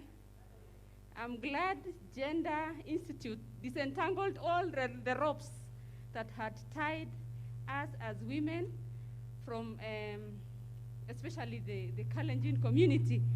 And as I left here, like my colleague, I felt that I should serve my community in a higher position, a place where I would be involved in policy making, that I would be able to help those girls who dropped out. My names are Dr. Sela Chepkwony from the University of Kabianga, aspiring to be an MP in Nandi Hills constituency. Thank you so much.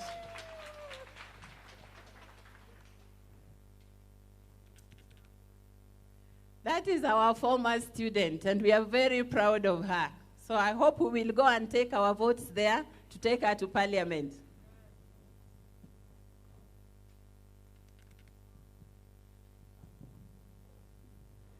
Good afternoon, everyone. My name is Zipporah Nduta Karanja.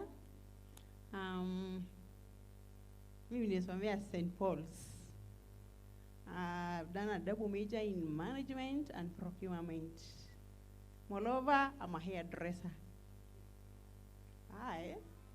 I think I'm the first one in Kenya who is vying for a political seat, and I want to vie for an MCA in Kabatini Ward, Bahati constituency. Ladies, muamke, asanteni.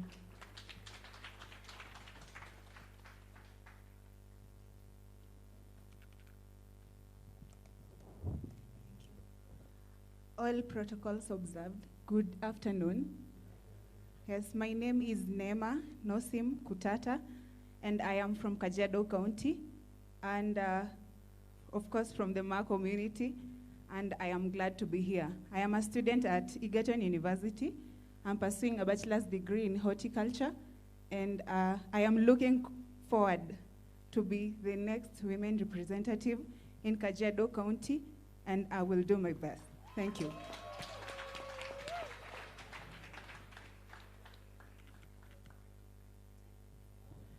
Thank you. That is your dream. Follow it to the end. As my Vice Chancellor knows, I'm always the sitting governor of Migori County. Hallelujah.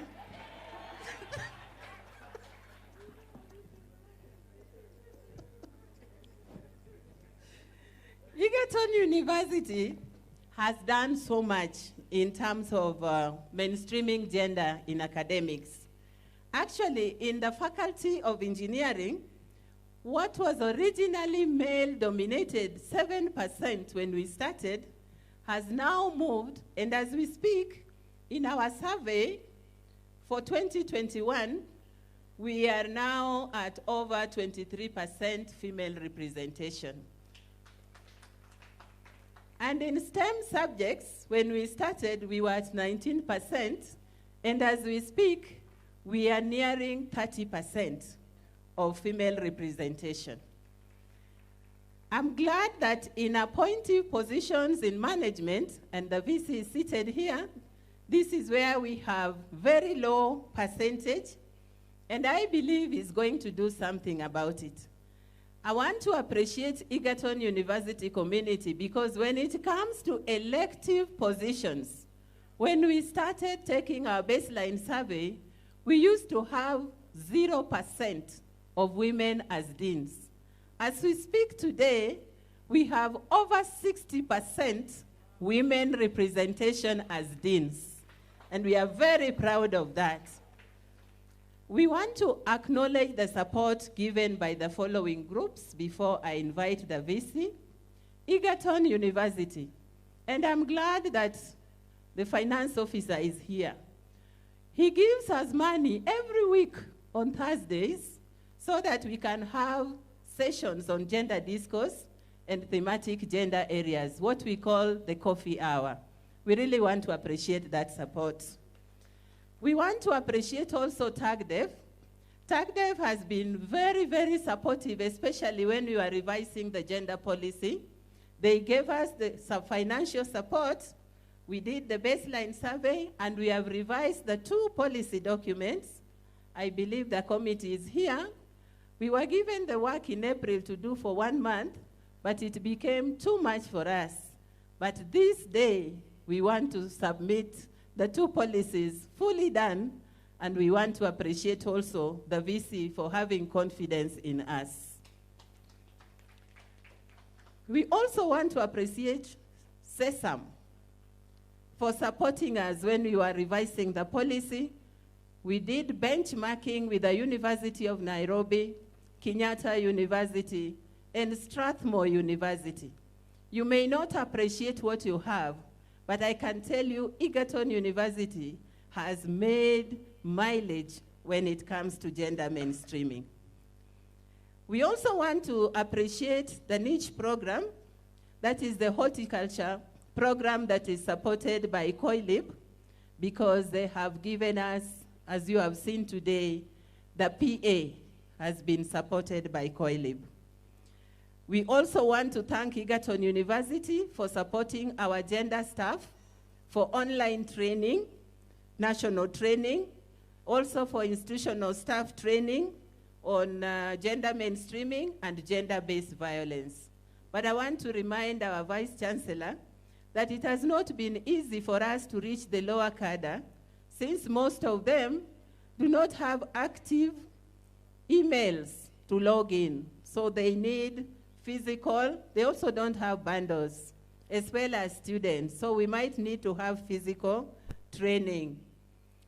I also want to recognize a few people, especially the universities that have come to benchmark with us, like Kabianga University, like I can't remember all of them, but we want to thank them because they've had confidence in us. Allow me also to recognize the gender staff. They've been here working tirelessly. I know some of you do not know them. So please just stand the gender staff so that we can recognize the work you are doing at this university. Let us stand the gender staff. Now, this team does not just teach. They have overload of teaching, as well as they work as the gender mainstreaming system for the whole university. So there is a lot that goes on in their hands, and sometimes they break down. I just want to appreciate them. Thank you very much for the good work that you are doing. And we work also with lots of civil society organizations. In case there are any around, please just allow me to recognize civil society organizations that we work with, in case there are any. Actually, this is one civil society organization from Nairobi that has linked us with South Africa and Ghana. Maybe just come and say one word. So you cannot do gender without working with civil societies. We are also activists.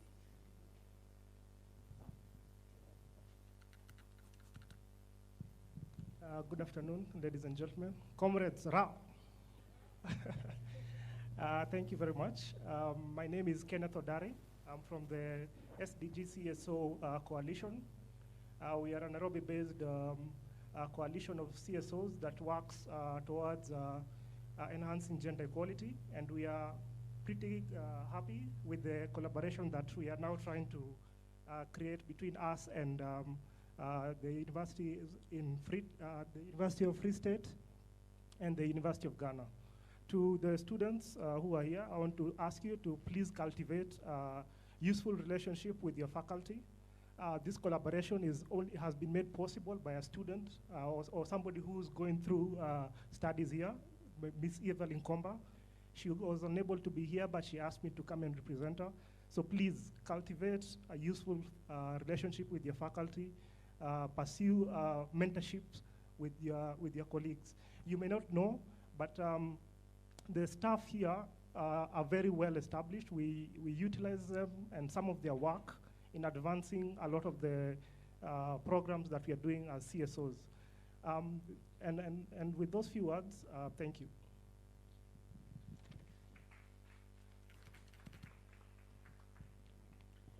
Ladies and gentlemen, just as I told you, you may not recognize that your mother's meal is the best, but we've just been surprisingly joined by a team from Great Lakes University, Kisumu.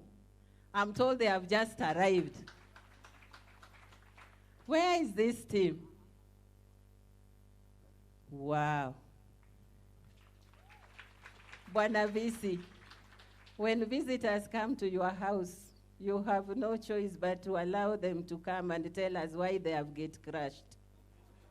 With your permission, can I have one of them say something? Thank you. Thank you. Please come. You know who is your leader. Please come and say something.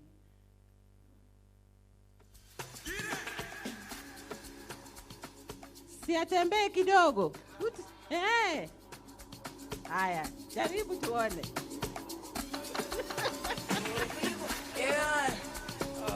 Prof, I'm so humbled. Thank you so much for this opportunity, and all the protocols observed. I sincerely apologize, but I think better late than never. To start with, my name is Daniel Otwori. I'm the Assistant Dean of Students from Great Lakes University. We had so many events. People went to drama. We had international conference going on. And then because I talked to Professor, I thought it is better we just come. We said we were supposed to be 34. So because of those logistics, we decided to come with a group of mine. Maybe they can also stand up and then let them be seen. These are the peer counselors actually from our team. And these are the officials. Yeah? So I'm so humbled. Mine, I will not express myself because I'm part of gender, and I'm actually the alumni of Egerton. I graduated with a master's degree from Egerton, that is 2005. So I'm part of and passery of Egerton. And in terms of gender, I think, Prof, I know we are going to connect and do more with you. We'll partner with graduates. And before I leave, our Vice Chancellor also passed a lot of great things. I don't know how many of us have accepted our Vice Chancellor, as Professor said. Good. Thank you. We'll talk more. Asante sana.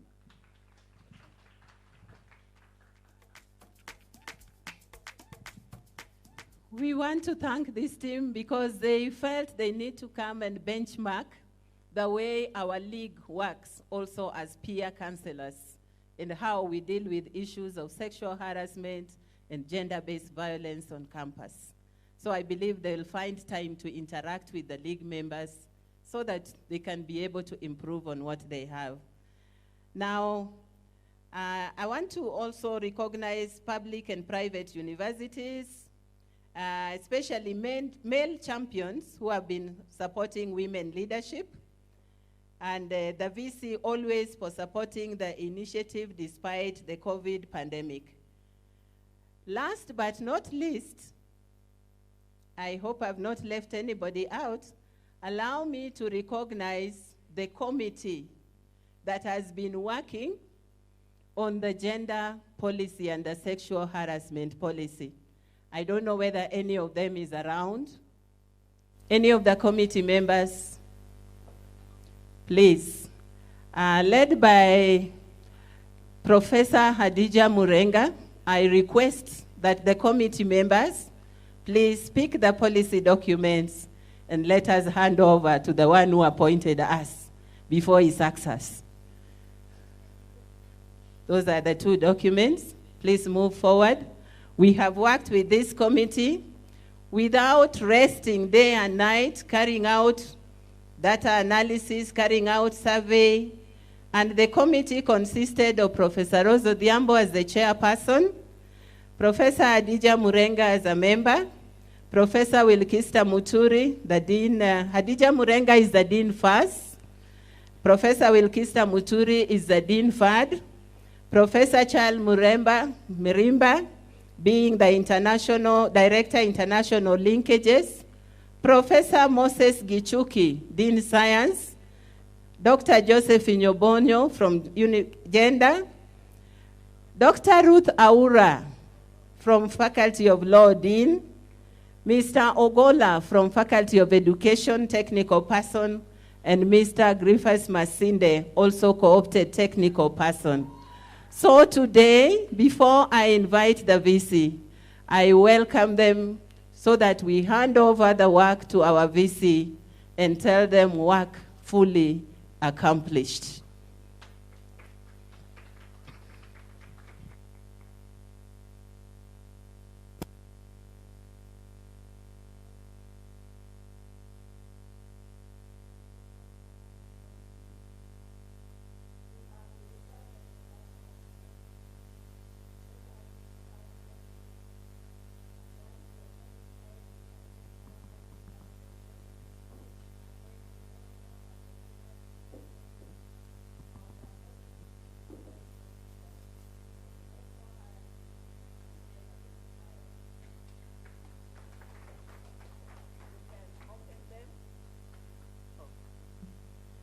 Please, you can open them.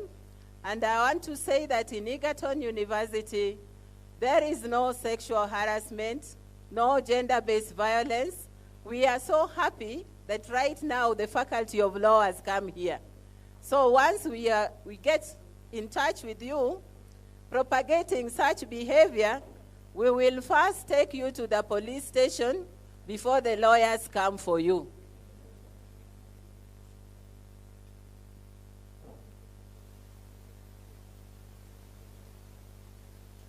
And we know the reporting procedures. You can report anywhere, either from your department, from your faculty, from security, anywhere else.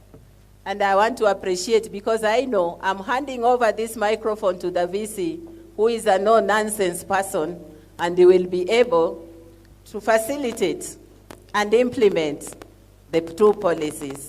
Thank you, our VC. May God bless you.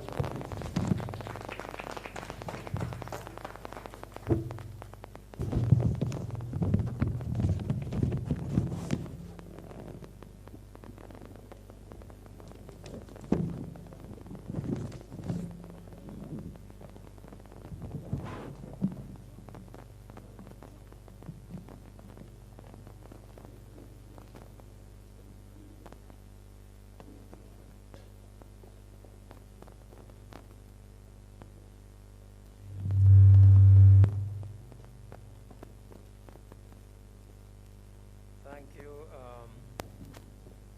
Madam Director.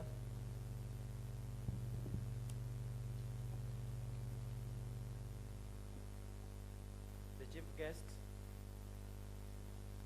Dr. Mutinda, the Chairperson of National Gender and Equality Commission.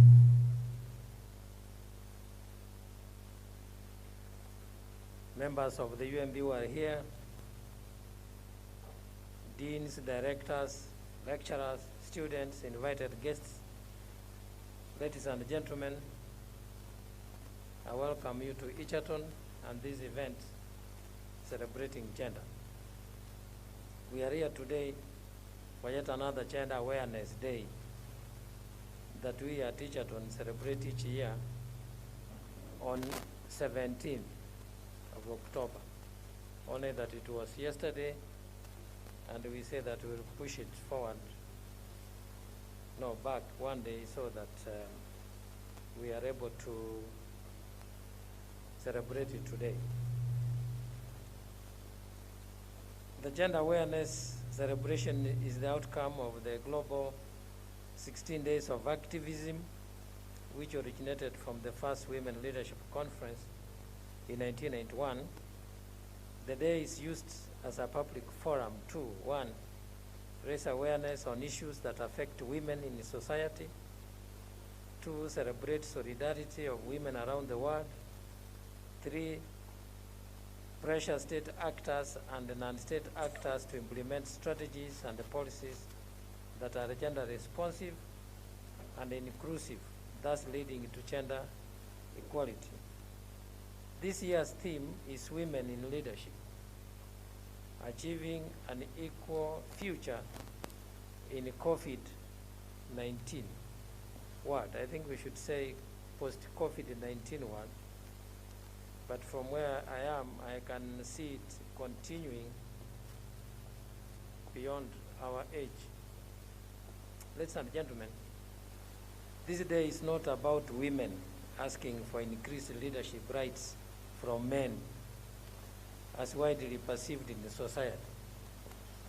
It is a day for us not only celebrate but also create awareness on women's progress in socioeconomic participation and appreciate the barriers that stand in their way to leadership, including the COVID-19 pandemic that has put women under immense pressure in all fronts.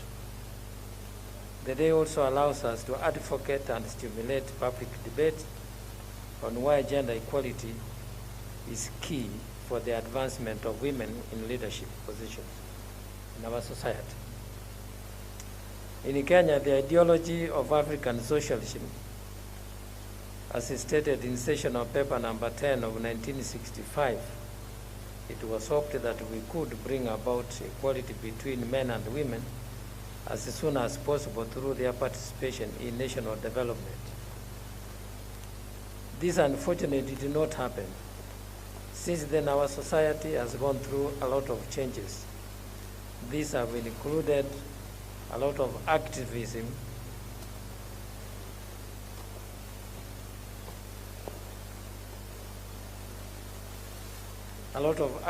agitating for gender equality and women empowerment, and currently the challenges of COVID-19 pandemic. However, the Kenya Constitution 2010 has opened a very wide latitude for gender equality in all spheres and at all levels of development in our society. This is a sure boost This is sure to boost our progress, not only towards the Big Four agenda, but also the Kenya Vision 2030. Ladies and gentlemen, as we celebrate today, we must reflect on the road we have traveled in a bid to achieve an equal future where men and women can equally be represented in leadership positions. While we at Egerton University have covered some considerable ground in ensuring that women are promoted to leadership positions just as men, much more still remains to be done. Gender inequality is still evident at the university, as indicated by our recently received gender policy and the policy procedures. I think this is what they have just given me. Obviously, they ambushed me. Chief guest, I'll give you a copy so that we can say we did stakeholder participation before we print the final copies. Let me also then take the opportunity to thank Professor Odhiambo and our team. I didn't even know that I appointed a team that is unconstitutional, because it had more of one gender than the 2/3 required. But thanks for the effort, and it will continue, or it will go on to help us manage issues in the university. Ladies and gentlemen, to succeed in dealing with the issues of inequality that include gender-based violence and the discrimination, especially against women, girls, and other marginalized groups, we must all wake up to the reality that we need one another as men and women.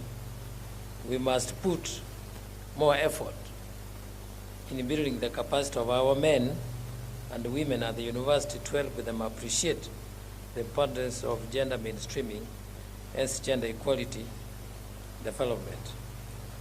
This year's theme is important because it celebrates the tremendous efforts by women and girls around the world in shaping a more equal future and the recovery from the COVID-19 pandemic, and highlights the gaps that remain. It acknowledges that despite women's full and effective participation and leadership in all areas of life, they are still underrepresented in the public life and the decision making. For example, only 29% of national parliamentarians globally are women, while in Kenya it is only about 19. Please don't forget that COVID, the men are more represented in dying than the women. That bias, even disease apparently, they know they kill the men more than the women. Women are also at the forefront of the battle against COVID-19 as frontline and health sector workers, as scientists, doctors, and caregivers. Ladies and gentlemen, as already indicated, we at Egerton have put in place various policies and strategies to help promote gender equality and women leadership through research and innovation. This is an ongoing process that requires collective responsibility. And therefore, as we celebrate this day, let us take up the mantle to support gender equality policies and strategies wherever we may be. I am aware of the challenges standing in our way, including the COVID-19 pandemic, but we must remember that our institution, the surrounding communities, and the society at large depend on us to act as role models. Because we have inclusive mindsets for equitable development. That's what universities are there for. I've already made some remarks which we have laughed at, that even the dying men are dying more from COVID than women. But remember, throughout history, the men are actually the endangered what? Species, not the women. Even at home when we are making decisions, we make decisions that have been passed to us by our wives. When we used to have wars, the men will be killed and the boys and the victors will do what? Will go away with the women and the children. When we look at the statistics of children born, there are more women born than men. So we have very interesting issues at hand that we need to deal with. Guest of honor, I can assure you that Egerton has got its own shares of issues that needs to be addressed. I can say that among the administrators, there's a card of administrators, about 80% are the ladies. Senior management still being reorganized. But I just want to tell you that these are the things that continually get balanced, and with the time, Egerton will have with this place in terms of equality. As I conclude, ladies and gentlemen, allow me now to invite our chief guest, Dr. Joyce Mutinda, to make her remarks. And before she does, I would like to tell you who she is. First, she's a lady.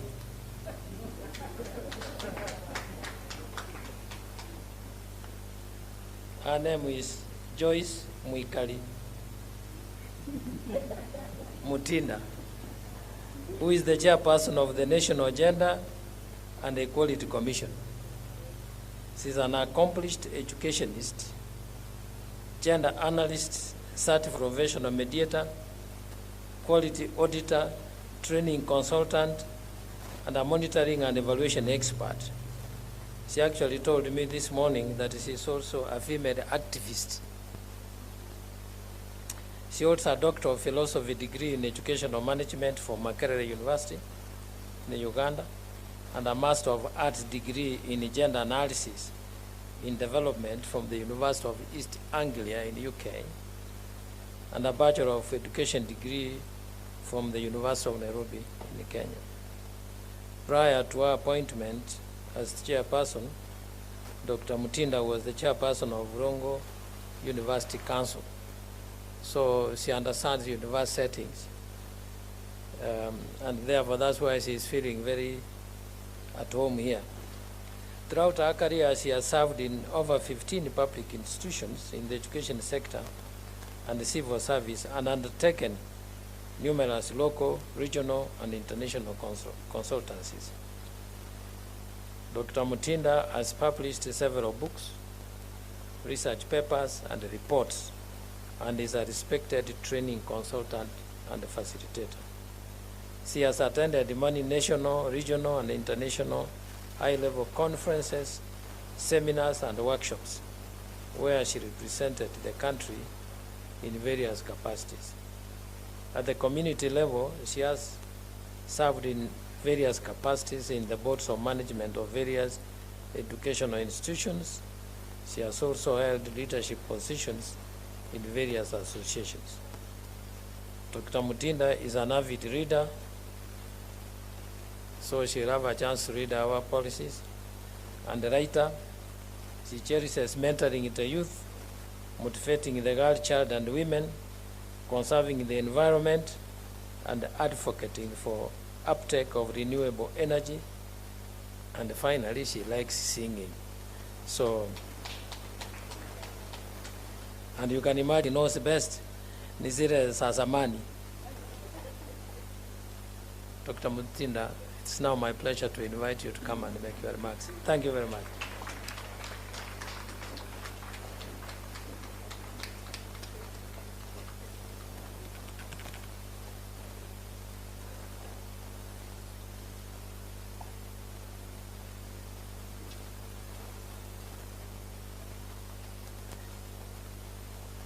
Good afternoon.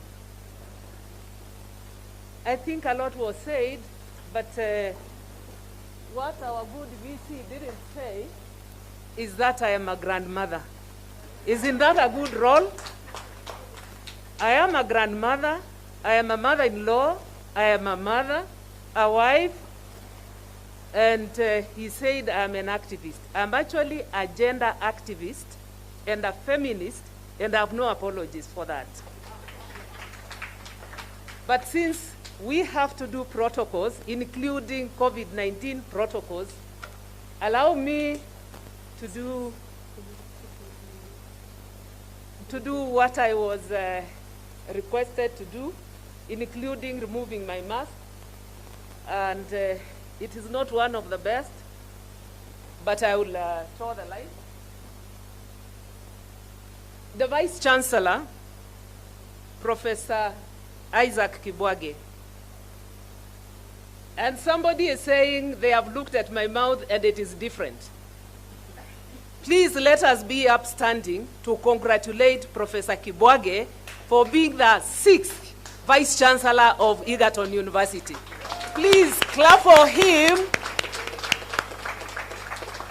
Professor Kibwage, thank you very much. And all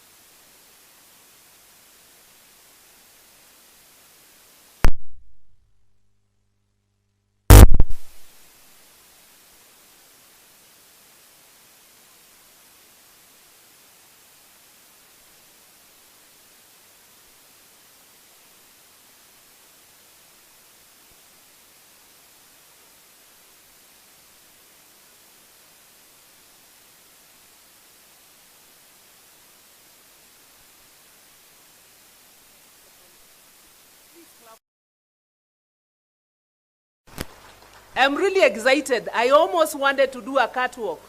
Then I realized I am over 60. And I may not do it as well as they were doing it. That was hilarious. Now, I am not able to do that out of age, but age is only but a number. I want to recognize some people who are not recognized, and that is the members of the Fourth Estate. They will help us drum up what we are doing here to other people who are not here. Ladies and gentlemen, all protocols observed, good afternoon. I am delighted to join you today as you celebrate the university's 20th Annual Gender Awareness Day. This is indeed a very special day in the calendar of Egerton University. And personally, I feel greatly honored and privileged to be part of this great occasion.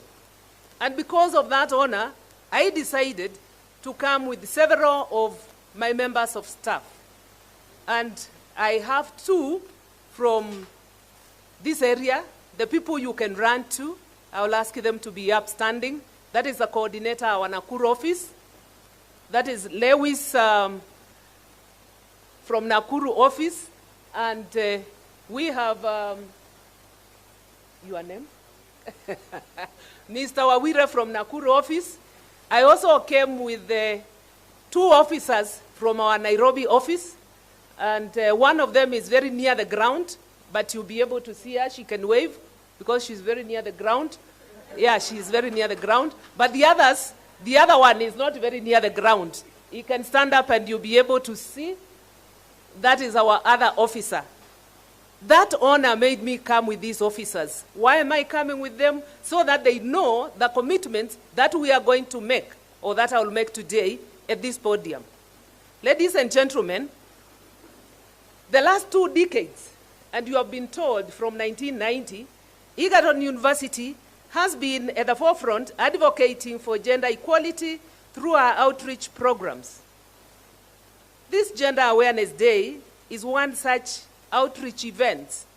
And I can tell you this one has reached out to South Africa, to West Africa, and to very many people, not only those who are seated here, but those who are online and joining us. The event creates a forum for outreach to communities, schools, students, the entire university fraternity, partners, and all other stakeholders to interact around a gender theme. I think you have seen the partners, including the young man who stood here and said he is from Nairobi, and we have so many CBOs and NGOs who come and celebrate. It is a powerful tool for creating awareness on gender issues in the society and advocating for gender equality in all spheres of life.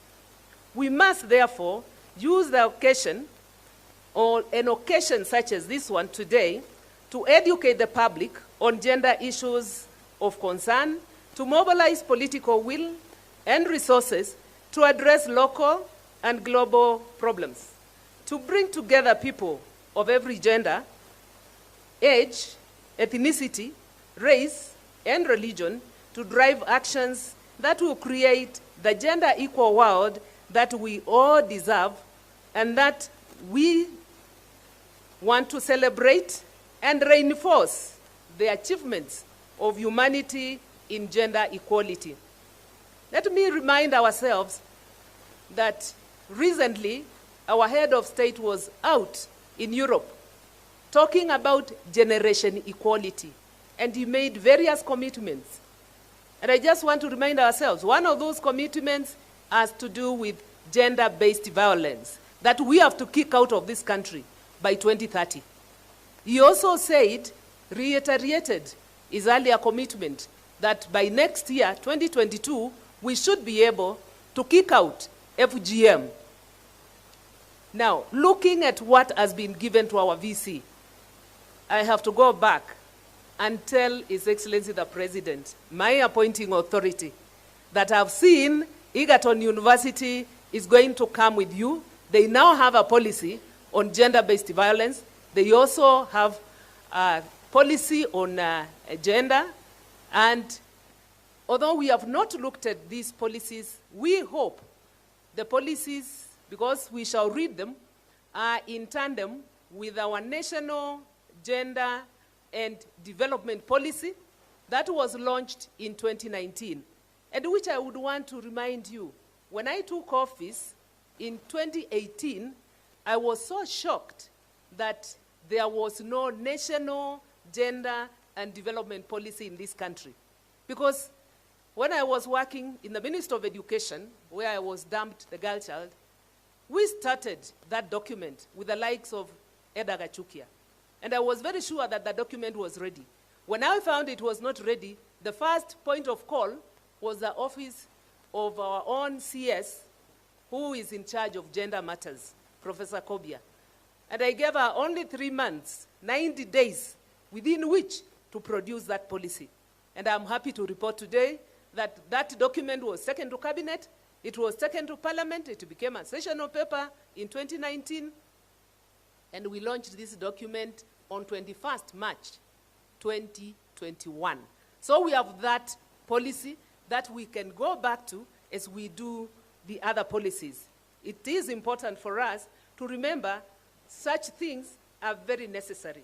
Ladies and gentlemen, as we celebrate this great day, whose theme is Women in Leadership, Achieving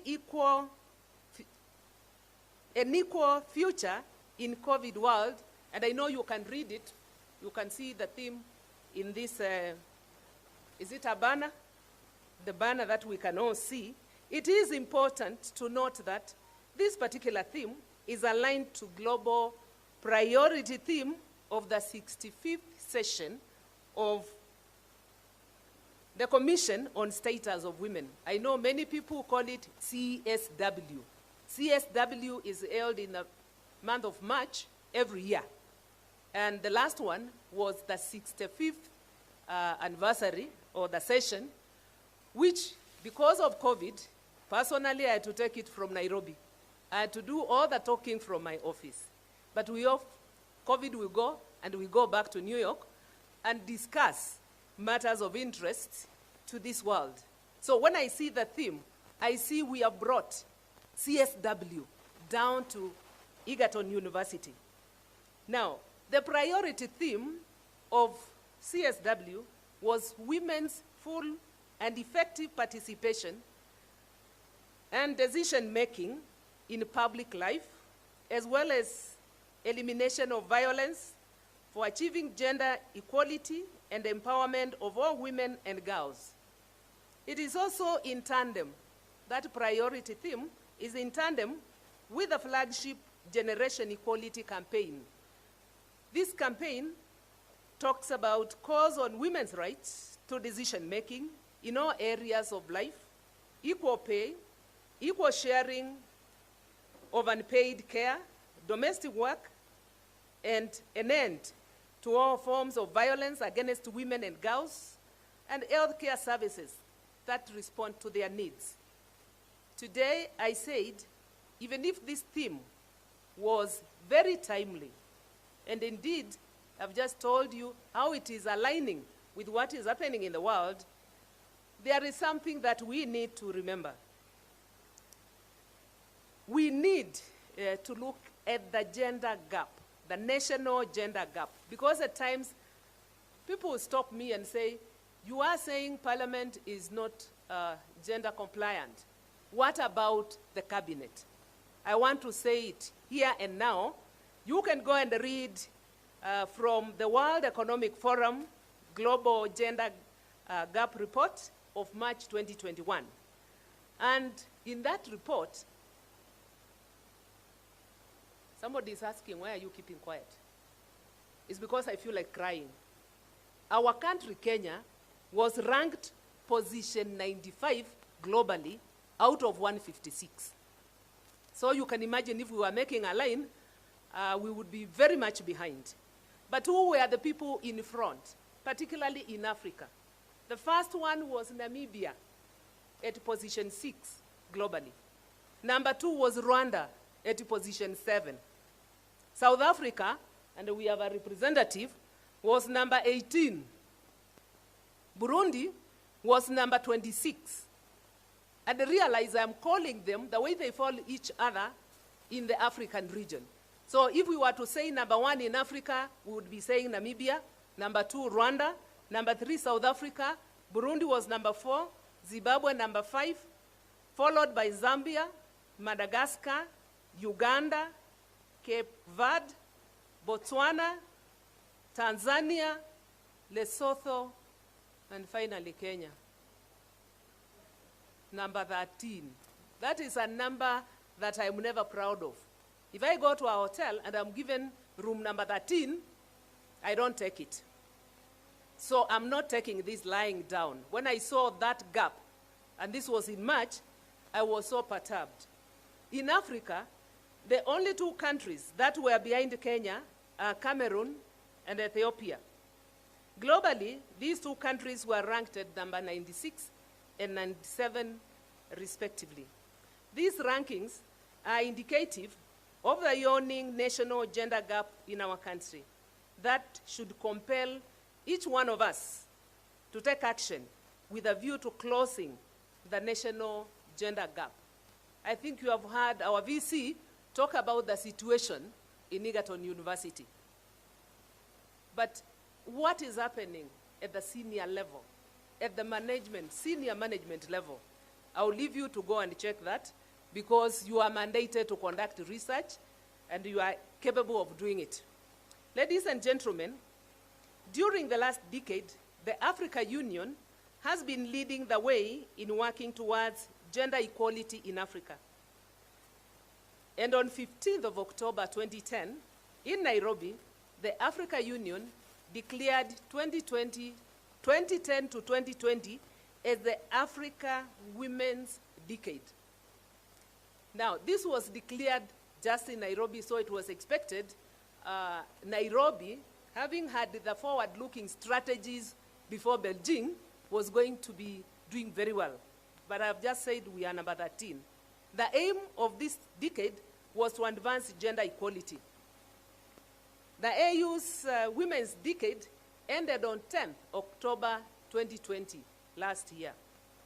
Some of the glaring gains from the AU Women's Decade for women in leadership are evident in women's representation in the membership of Africa Union. Just for us to know, at the beginning of February this year, that is 2021, the Africa Union held the 38th ordinary session of its Executive Council. One of the agenda items was to elect members of the AU Commission. During these elections, His Excellency Moussa Faki Mahamat of Chad was re-elected as the chair. But I'm very excited because the deputy is Her Excellency Dr. Monique from Rwanda. She was elected, and she is the very first person up to date. She's the first woman deputy chairperson of the Africa Union Commission. 4 other commissioners were also elected. Your guess is as good as mine. It was 2 women and 2 men. So when it comes to Africa Union, now we have 50-50. Now, if we are members, Kenya is a member of AU. Why wouldn't we make that 50-50? I want to leave that with you. We also are part not only of AU, but also the Union's agenda, the Africa Union's agenda 2063, and aspiration number 6 talks about gender equality. This is really a great step, and I always want to use this to campaign to our members of parliament, just to see what should happen in this country. We are in an educational institution. Ladies and gentlemen, education is key for participation in leadership and decision-making in the world today. So if one is not educated, it will be very difficult for them. I think you saw those ladies who came forward and said, I want to be MCA, I want to be MP. They have all been to school. Some of them are alumni of this institution. It is, however, worth noting that COVID-19 has adverse effects on education, especially for the girl child. According to UN Women estimates, they show that an additional 11 million girls may leave school by the end of the COVID-19 pandemic. Evidence from previous crises suggests that many will not return, and I think we may have seen these ones. A widening gender gap in education has serious repercussions for women, including a significant reduction in what they earn and how they earn it, and an increase in child pregnancy and child marriage. Ladies and gentlemen, God loves me so much. I want to refer you, my rest of the speech concerning the child pregnancy is contained in page 14 of the Standard of Today. The Standard of Today, please get it and read what this animal is doing to us. And when we see a girl child pregnant, I always tell people, I see defilement, I see a crime.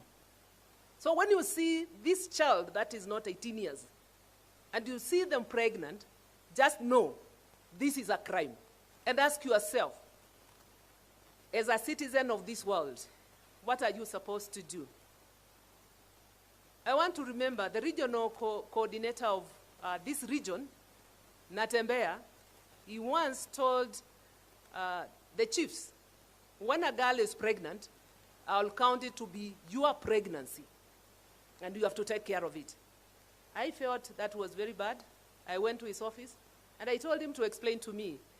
And he said, it is for the chief to take care of this girl so that she is not married off, so that she's not killed, so that the child yet to be born is not also killed.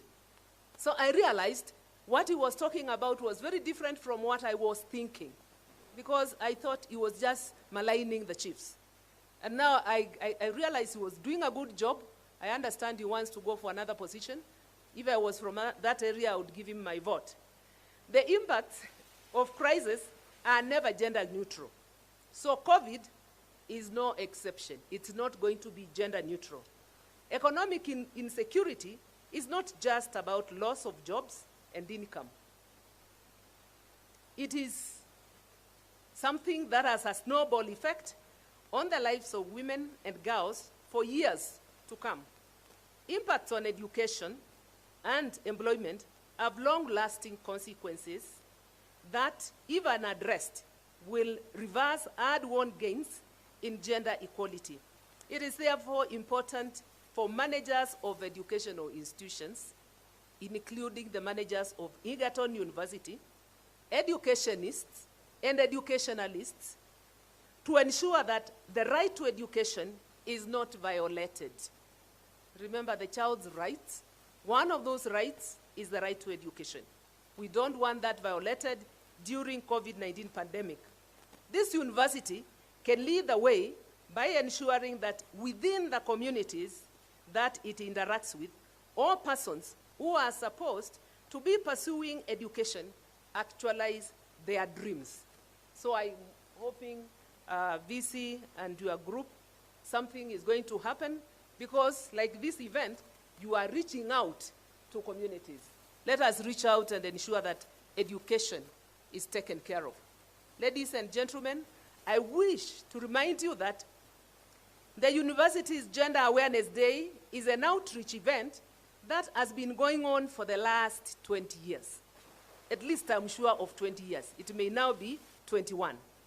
It is now time to take stock of the achievements of this noble annual event towards closing the national gender gap in the country. Egerton University, being an institution of higher learning that is mandated to teach, conduct research, and do community outreach, should conduct research on gender issues and provide solutions on how gender equality can be attained in this country. Have we ever documented our outreach program and what our achievements have been? If we are not doing that, can we start today? I want to leave this challenge with our director, Professor Rotho Diambo. We need that document. The data provided in Chapter 18 of our economic survey of 2021 would be useful in such a study. It gives gender disaggregated data on participation in selected decision-making positions in the public service. And I said I will share with you so that it doesn't look like just because I'm an appointee of His Excellency the President, I'm praising him. It is on record that we have a total of 21 cabinet secretaries. Out of these, 7 are women, 14 are men, and therefore the percentage in that cabinet is 33.33. So it is 2/3 principle compliant, which is in the Constitution. If you check our Constitution, Article 27, Sub-Article 8, you'll be able to see that our cabinet is compliant. Just before getting to the cabinet, let's look at the arms of government. We have 3 arms of government. One of them is led by His Excellency the President, Uhuru Kenyatta. The other one is led by Muturi, and the other one is led by Honorable Mother Koome. Isn't that 1/3? Kenyans, clap for yourselves, because that is very good for the arms of government. I also want to follow that quickly by telling you the judiciary is totally compliant. We audited the judiciary, and if you check in the economic survey, you will find that it is totally compliant from the Supreme Court all the way down to the lowest level, the Magistrates' Court. However, the Kathy's courts are run by men only. So women have not been given that. That is an area that we have to negotiate with our Muslim brothers. When it comes to chief administrative secretaries, we have a total of 28. 9 of them are ladies, and 19 are men. And therefore, that was short. They are 34.14%. When it comes to principal secretaries, again, we fall short. These are areas I'm highlighting so that we can fight. Now, we have 8 principal secretaries who are female and 35 men, making a total of 43, and therefore the percentage for women is only 18.6. The senators, and there has been an impression that Senate is compliant. Unfortunately, it is not, because we have 67 senators, out of whom 21 are women and 46 are men, and therefore their percentage again is 31.34. They fall short of getting one more lady, and then they would be compliant. The members of parliament, if I were to say it in Kiswahili, hapa kuna kizungumukuti. It is where the problem is, because we only have 346 members of parliament, 270 of them are men, and 76 are women. And therefore, we are talking of 21.97%. We have been fighting with the members of parliament, and currently we are in court. Let me not expound much. When it comes to MCAs, our county assemblies are compliant, and therefore that is not a fight we want to take forward. What is it that I want to say about this? All I'm saying is, as we celebrate this day, let us think of how we can attain equality in the areas where it is not. And we have a reference document that we can check, and now we know our national gender gap. Ladies and gentlemen, as I conclude, allow me to applaud the university for this noble idea of having annual Gender Awareness Day. I thank you for inviting me to grace this occasion, and I want to make a few promises, and that is why I came with some people. I want to promise that the National Gender and Equality Commission, which I chair, will be ready to work with you, especially in the area of research and public education on gender matters. That one you can count on us. We will be there for you. The Commission will also explore possibilities of having similar events in all the universities in this country. And allow me to say those universities represented here today. Kabianga, I think my former boss is the VC, and since I have the numbers of almost all the VCs in this country, I'll be calling them and find out whether we can call Professor Rosso Diambo to tell them how to have this day, because I'm sure the universities can do a great job. I think I'm talking too much, but I want to congratulate the institute for this work.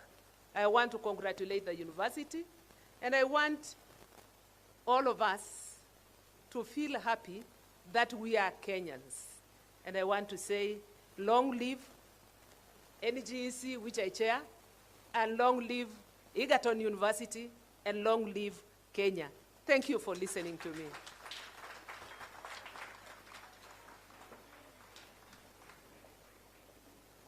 Thank you so much, Madam Chair. Kindly, let's give her another round of applause, please. Asante sana for your words of wisdom.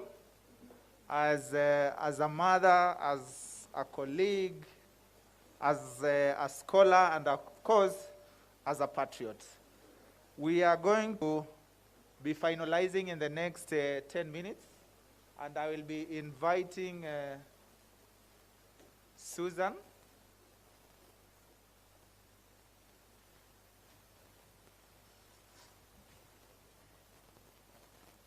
Sorry, before we close, I want to invite our Vice Chancellor to officially give the two policy documents, the gender policy and the policy and procedures on gender-based violence and sexual harassment, to our chairperson of the National Gender and Equality Commission.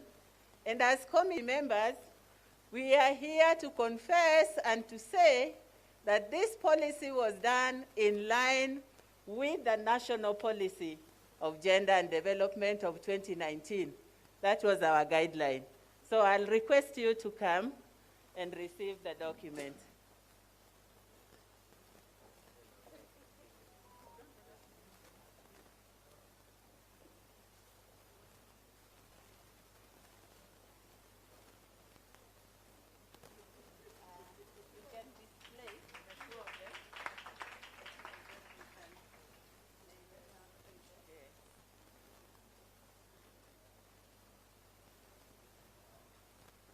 And because of time, we see the rain is not very good with us.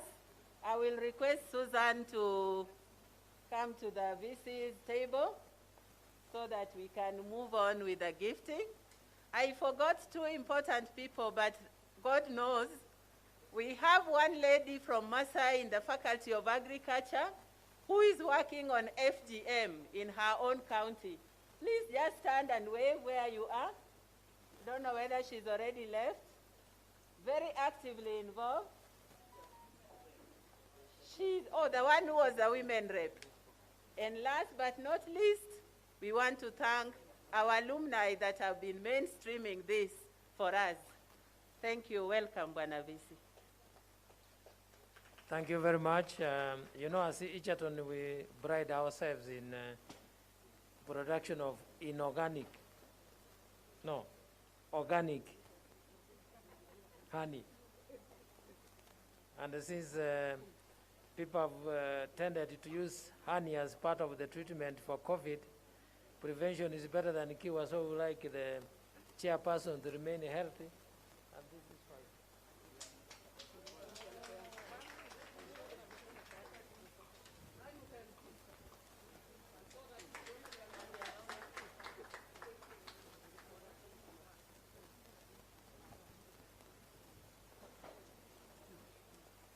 All right, thank you, Bwana VC. Thank you, Madam Chair.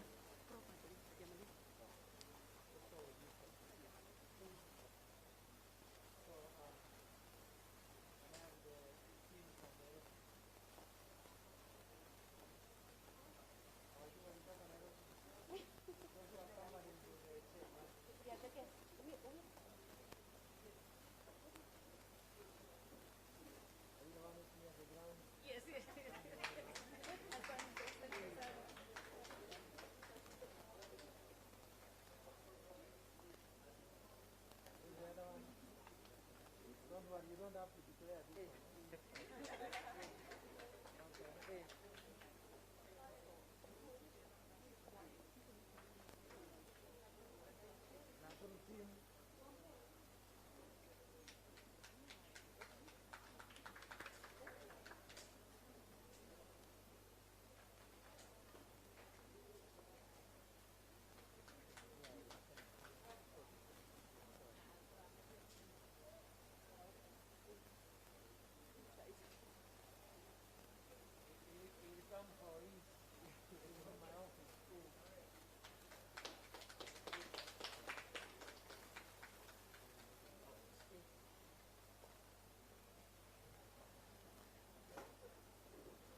All right, thank you so much, Bwana VC. I am going to request Novin Otieno to kindly come forward. Novin Otieno has a present for the chief guest. We request that she comes forward because this is the session for gift. Good evening. All protocol observed. We want to take the least time possible to appreciate our guests, starting with our chief guest and our VC to be with us the whole day. And we just want to give them a small token in remembrance of this day. I want to ask the Dean, Faculty of FAS. Also want to acknowledge the support we have gotten from Nakuru County. We had a representative from Nakuru County. There are 2 gender awareness, they have supported us. The team is in Mombasa, Prof, that's why they're not with us. Thank you so much for finding time. We appreciate. Great Lake University, Kisumu ni mbali. We appreciate that you are here. Yes. Karibu sana. Remember this day. We appreciate your time. We appreciate that you came. Yes, gender is not just about ladies. We have one great man in our department, Mr. Masinde. Hey! A great, great man.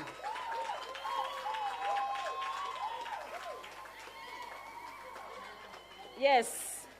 Ken, we want to appreciate that you created time. What has happened during the COVID period at the Institute of Women, Gender and Development Studies.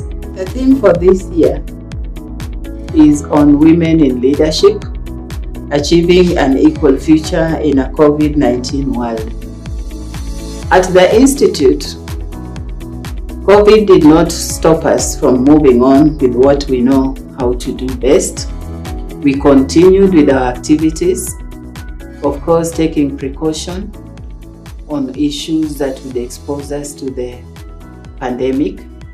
In terms of academics, the Institute of Women, Gender and Development Studies embraced the use of digital space in response to the learning needs of her students. The coronavirus outbreak has created some inequalities, and we had to look for ways to bring in women and girls so that they are not left behind.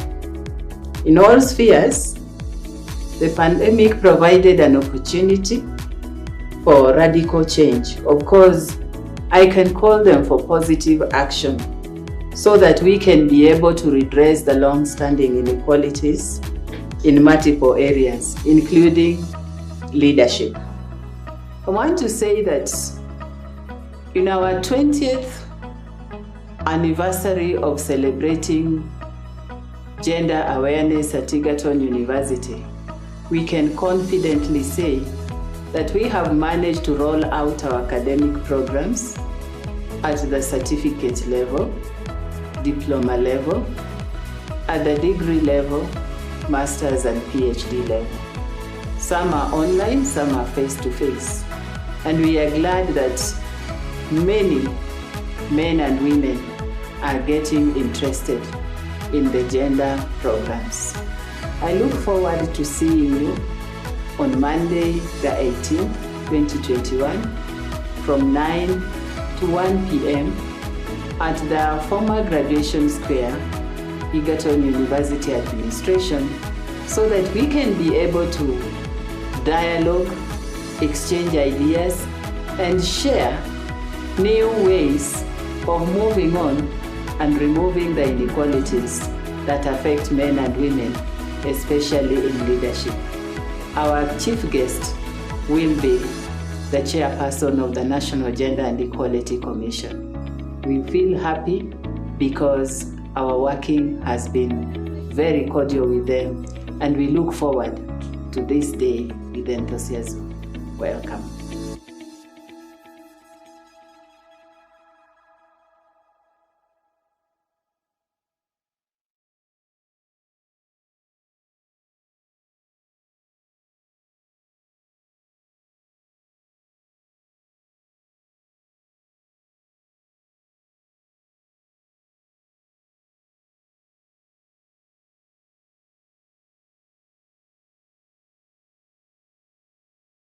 Day, taking place on Monday, 18th October 2021.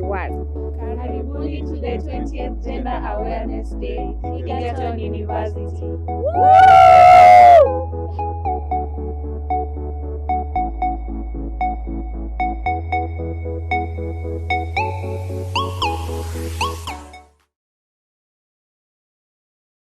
Hi everyone, my name is Susan Wamboy, a third year taking gender studies at Egerton University. and I'm Bill Clinton, a member of the Gender Students League.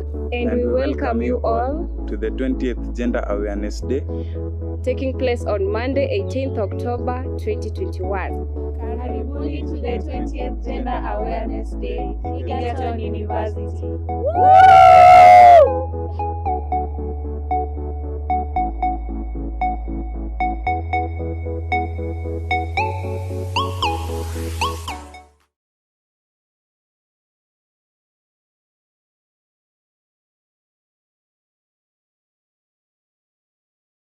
I am the Congress Gender, which means that I represent the gender students at the Student Leadership Parliament and also the Director of Finance for the Egerton University. Jambo, my name is Sandra Atieno, a finalist student at Egerton University pursuing gender studies. I am the Congress Gender, which means that I represent the gender students at the Student Leadership Parliament and also the Director of Finance for the Egerton University Students Association. So one of the main challenges that is facing our students at Egerton University is the lack of representation of female leaders at the Egerton University Students Association. However, the university has improved this by placing certain positions which are only female contested. Some of these positions are the Director of Finance or either between the chair or the vice chair. That said and done, I'd love to officially invite you and welcome you to the 20th Gender Awareness Day, which will be taking place on 18th October 2021 at the Graduation Square. Karibuni sana.